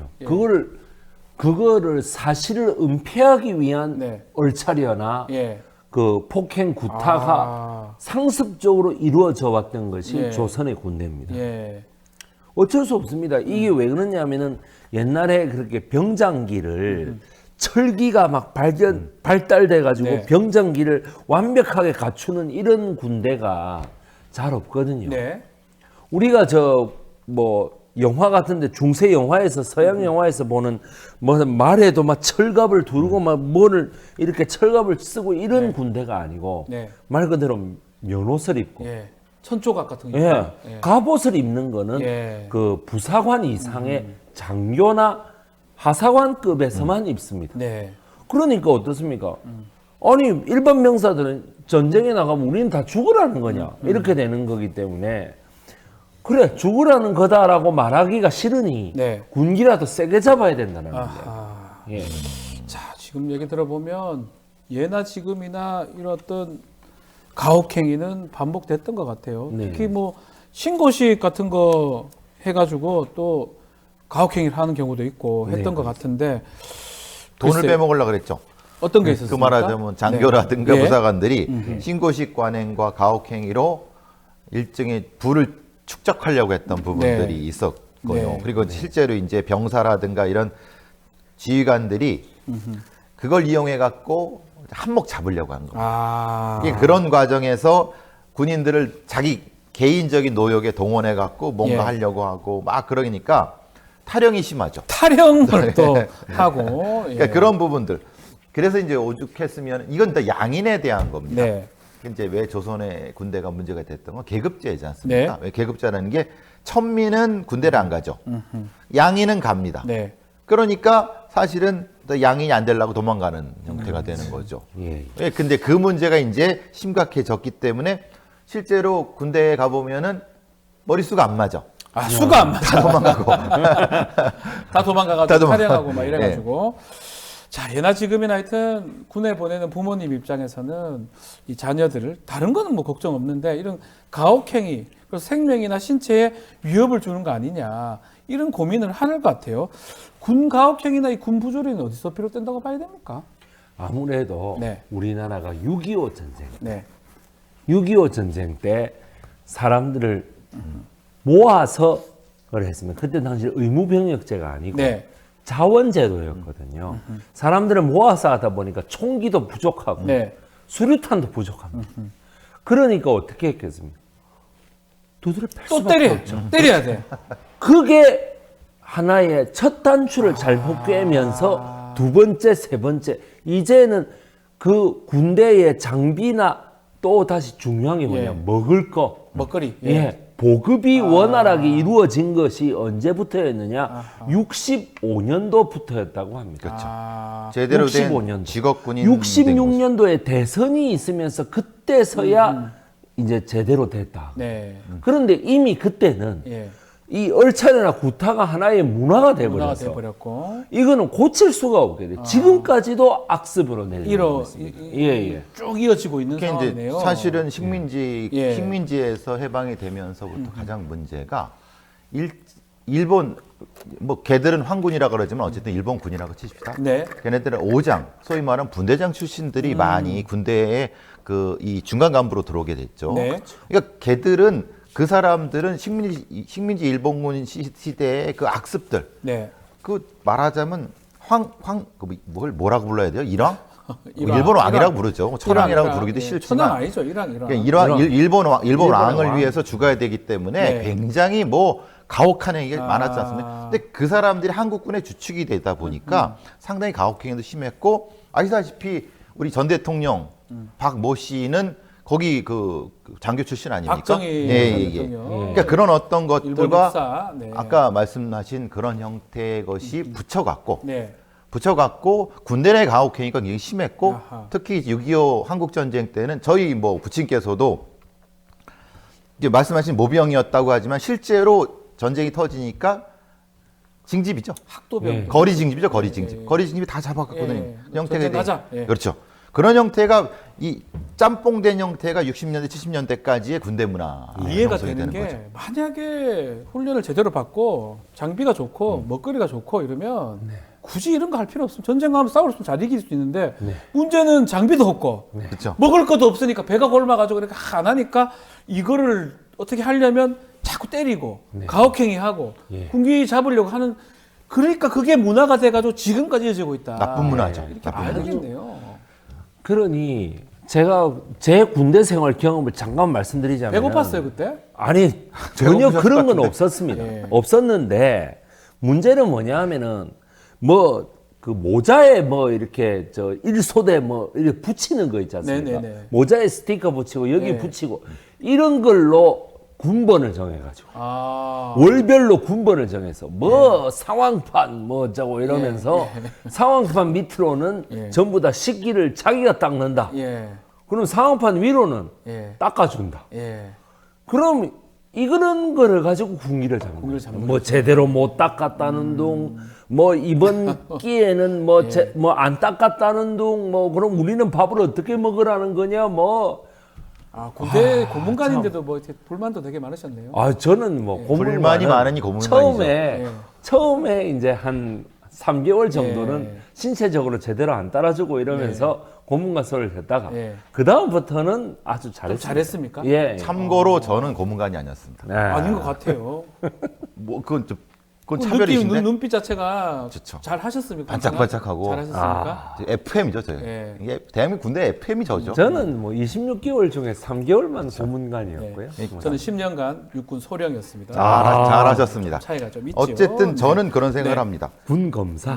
사실은 핵심적으로 대한민국 군대의 문제가 하사관, 예. 부사관들의 부사관들, 문제. 예. 왜냐하면 대한민국 군대 주인이 누구냐라고 물으시면은 사실 많은 분들이 뭐 장교 이렇게 하지만 사실은 부사관들입니다. 부사관들이 그러니까 뭐 직업군인 근간들이죠. 그렇죠, 예. 근간들인데 예. 문제는 이들에 대한 처우라든가 훈련이 사실은 부실했던 건 맞는 겁니다. 네. 그러니까 과거에 뭐 80년대, 90년대 그때 저도 그 부사관들한테 많이 들은 거는 네. 부족하다. 그러니까 어떻게든 빼갖고 채워야 된다라는 그렇죠. 문화 있는 그렇죠. 거예요. 예. 그러니까 빼갖고 채운다는 게 말하자면 이거죠. 사실은 밑에 걸 빼갖고 하지만 알아서 그냥 가는 거고 그렇죠. 뒤는 어떻게 됩니까? 예. 또 부족해 빼는 부족해, 겁니다. 부족한 근데 이게 이 관행이라고 할 수도 있는 거고 어떻게 보면 국방 예산은 어디서 빼먹은지 모르겠지만은 사실 그런 우리가 부사관을 좀 제어를 잘해줘 갖고 뭔가 해야 되는데 그런 것이 안 되니까 거기서부터 무너지는 군기가 결국은 사병들한테 가는 것이 아닐까 그런 생각이 듭니다. 자, 그리고 신고식 얘기를 좀 했었는데 과거 조선시대 때 이게 신고식을 했던 이유가 뭐냐면 과거에 합격을 했는데 뭔가 부정행위로 합격한 사람들 혼내주려고 또 아버지의 건세를 믿고 조선시대 세도 집안 건세를 믿고 까부는 사람 혼내주려고 시작했다고 하는데 그 신고식 얘기 좀 해주십시오. 조선시대 때. 네, 신고식이라고 하는 네. 것이 참 어디에 관문에 들어가기 위한 네. 거 아닙니까? 예. 군대에 임명됐으면 그냥 군대 생활을 하면 되는데 그렇죠. 야 군대는 아무나 들어오는 줄 알아? 이러면서 그거 저희도 했어요. 대학생 예. 신입행 신입 신고식. 뭐 그 가장 대표적인 신고식이 물 신고식이 있습니다. 네, 어떤 게 있습니까? 물 신고식이 조선 시대의 부사관이 되기 위해서 예, 물을 먹어야 돼요. 물을 엄청나게 먹여요. 그래요? 그게 뭡니까? 한 3일 연속으로 물을 먹어야 돼요? 물을 물 먹이는 거래? 예. 네. 와, 그러니까 이 뭐라 그러나 드럼통에도 먹이고 심지어는 신발에다가 물을 담겨가지고 진짜 먹이고 이거 참. 모자에다가 물을 담겨서 먹이고 네. 이런 식으로 그러니까 뭐냐면은 그렇게 한번 구역질 나는 이런 것도 한번 아유 아침 시간에 죄송합니다만은 예, 예. 그러한 것도 해봐야 네가 진짜 군인이 된다 이런 식으로 하면서 그래서- 사병들이 마구 후임들을 괴롭히는 거죠. 그게 그래서 똥군기라는 얘기가 나옵니다. 예, 그래서 군기가, 그래서 예, 똥군기라는 얘기가 나옵니다. 그 토하고 싸고 뭐 이러되면서 똥군기 이렇게 나오는 겁니다. 그게. 그렇죠. 그러니까 말하자면 진짜 나쁜 악습입니다. 예. 예. 그러니까 체계적으로. 근데 우리가 보시면은 아시겠지만은 미국 영화 같은 거 보시면은 실제로 걔네들도 굉장히 심한 엄청난 훈련을 합니다. 근데 문제는 걔네들은 그런 특수부대는 그런 훈련을 해요. 네. 일반 사병은 그렇게까지 안 합니다. 할 필요도 없습니다. 예, 예. 왜냐하면 걔네들 거기에 맞춰서 그 전투의 어떤 것이 정해져 있기 때문에 그럽니다. 우리도 그렇게 좀 기술군이나 어떤 역할군으로 가게 되면은 어떻게 보면 자연히 없어지지 않을까라는 희망 섞인 생각 얘기를 해봅니다. 네. 자, 오늘 뭐 군대에 있었던 부조리 얘기하다 보니까 좀 여러 가지 조선시대에서도 이런 비슷한 일이 있었다 이런 얘기도 하는데 이런 부조리를 좀 해결하기 위해서 또 개선하기 위해서 근본적으로 좀 무엇이 좀 변해야 된다고 보십니까? 예, 저는 가장 변해야 되는 것이 사병들의 생각이 좀 바뀌어야 된다고. 병사들 생각. 예, 그다음 예. 저기 월급 체계를 네. 부사관 그러니까 병장 월급 200 이렇게 하는 순간에 육군 하사들이 난리가 납니다. 네. 하사 월급이 210만 원, 220만 원 이랬는데 네. 병장 월급이 200 이러면 어떻게 되는 겁니까? 그러니까 뭐냐면은 병장 월급을 한 150, 네. 뭐 하사 월급 한 250 이렇게 돼야 명확하게 상하가 구별이 되고 그러면 또 많이 준다 해놓고 적게 준다 그러면 또 난리 나겠죠. 네. 그러니까 이런 사병 월급 체계부터 좀 정확하게 한 100만 원 정도 차이 나게끔 해줘야지. 10만 원 차이 나게 해가지고 무슨 그 하사관을 보고 부소대장님 이런 소리가 나오겠습니까? 그러니까 이제는 하사관이 아니고 부사관입니다만은 부사관이죠? 예, 그러니까 참 이런 것이 볼 때에 좀 위계 질서를 명확하게 잡아가지고 예, 명확한 그 명령 계통하에 움직이게 한다 하면은 훨씬 더 나아진 평경 생활이 되지 않을까. 복지 부분도 좀 봐달라. 예, 그 예. 부분이 더 중요하다 짚어주셨고요. 저는 뭐 간단합니다. 네. 징병제 폐지하고 모병제로 모병제로 가면 저는 뭐 네. 육사를 없애고 네. 3사로 통합하면 됩니다. 3사가 왜냐하면 육사가 별을 너무 많이 답니다. 네. 육사 저 싫어합니다. 왜냐하면 예. 이런 특정한 형태의 한 종류가 엘리트가 되는 건 저는 싫어합니다. 네. 대신 3사 같은 여러 가지 기술군이 모여 있는 간부 육성 체계가 져야 된다고 생각을 하고 그 다음에 전면적인 모병제는 어렵겠지만은 네. 점진적인 모병제로 가서 이스라엘 같은 형태의 어떤 형태 반징병 반모병 정도로 가는 것이 근본적인 제도적 전환이 필요하다고 생각합니다. 네. 우리도 어차피 뭐 분단이 지속되고 있으면은 군대는 유지해야 된다고 하면은 네. 이 정도 국방비로는 충분히 유지할 수 있다고 저는 봅니다. 자, 이제 뭐 분단 국가이기 때문에 말씀처럼 모병으로 가면 좋지만 아직까지는 징병제가 되는 상황이고 또 많은 또 우리 젊은이들이 또 군대 의무적으로 좀 가야 되는 상황입니다. 자, 이거 하나 좀 짚어보죠. 9.19 군사합의 효력을 정지를 해버렸어요. 정부에서. 현충일 내일인데 자, 어느 게 더 맞는지 그건 한번 두 분 개인 의견도 좀 듣고 싶어요. 이 정지되면 완충지역이 사라지기 때문에 조금 안보에 위협적인 거 아닌가 이런 좀 논란도 있거든요. 예. 저는 현 정부의 이 안보 정책에 대해서 반대하는 사람입니다. 네. 전쟁하자는 거는 군대의 필수 요소가 될 수가 없습니다. 네. 전쟁을 막기 위하여 전쟁을 대비해야 되는 것이지 전쟁을 하자라는 군대는 군대를 안 갔다 온 사람이나 할 수 있는 얘기입니다. 아, 당연합니다. 지금 국무총리도 그렇고 대통령도 그렇고 다 군대를 안 갔다 왔습니다. 국무총리도 안 갔다 왔어요. 안 갔다 왔습니다. 군대 안 가는 아니, 거죠. 예. 아니 그러니까 이래놓으니까 이 전쟁을 하자는 아하. 그 주의로 가고 있는 거예요. 예. 그게 문제다. 예, 북한이 전쟁을 하자는 정책을 가서 우리가 스투피드하다고 얼마나 놀립니까? 네. 그거나 마찬가지입니다. 온 국민이 전쟁이 일어난다라는 말을 들으면은 비웃습니다. 무슨 소리야노 이렇게 됩니다. 네. 그거는 안보의 불감증이 아니고 우리가 그만큼 대비를 잘해왔기 때문에 네. 그렇습니다. 그 잘해온다는 건 뭐냐? 평화 통일을 대비해서 네. 전쟁을 막기 위하여 국방력을 강화해 왔다는 것이죠. 그거를 국민들이 체감을 하고 있기 때문에 북한에서 전쟁이 난다 그러면은 우리가 비웃는 거예요. 그럴 리 없다. 우리가 얼마나 방비를 잘했는데 그럴 리 없다라는 거예요. 그런데 뭐냐면은 나는 무조건 군대를 전쟁을 하기 위한 군대를 간다.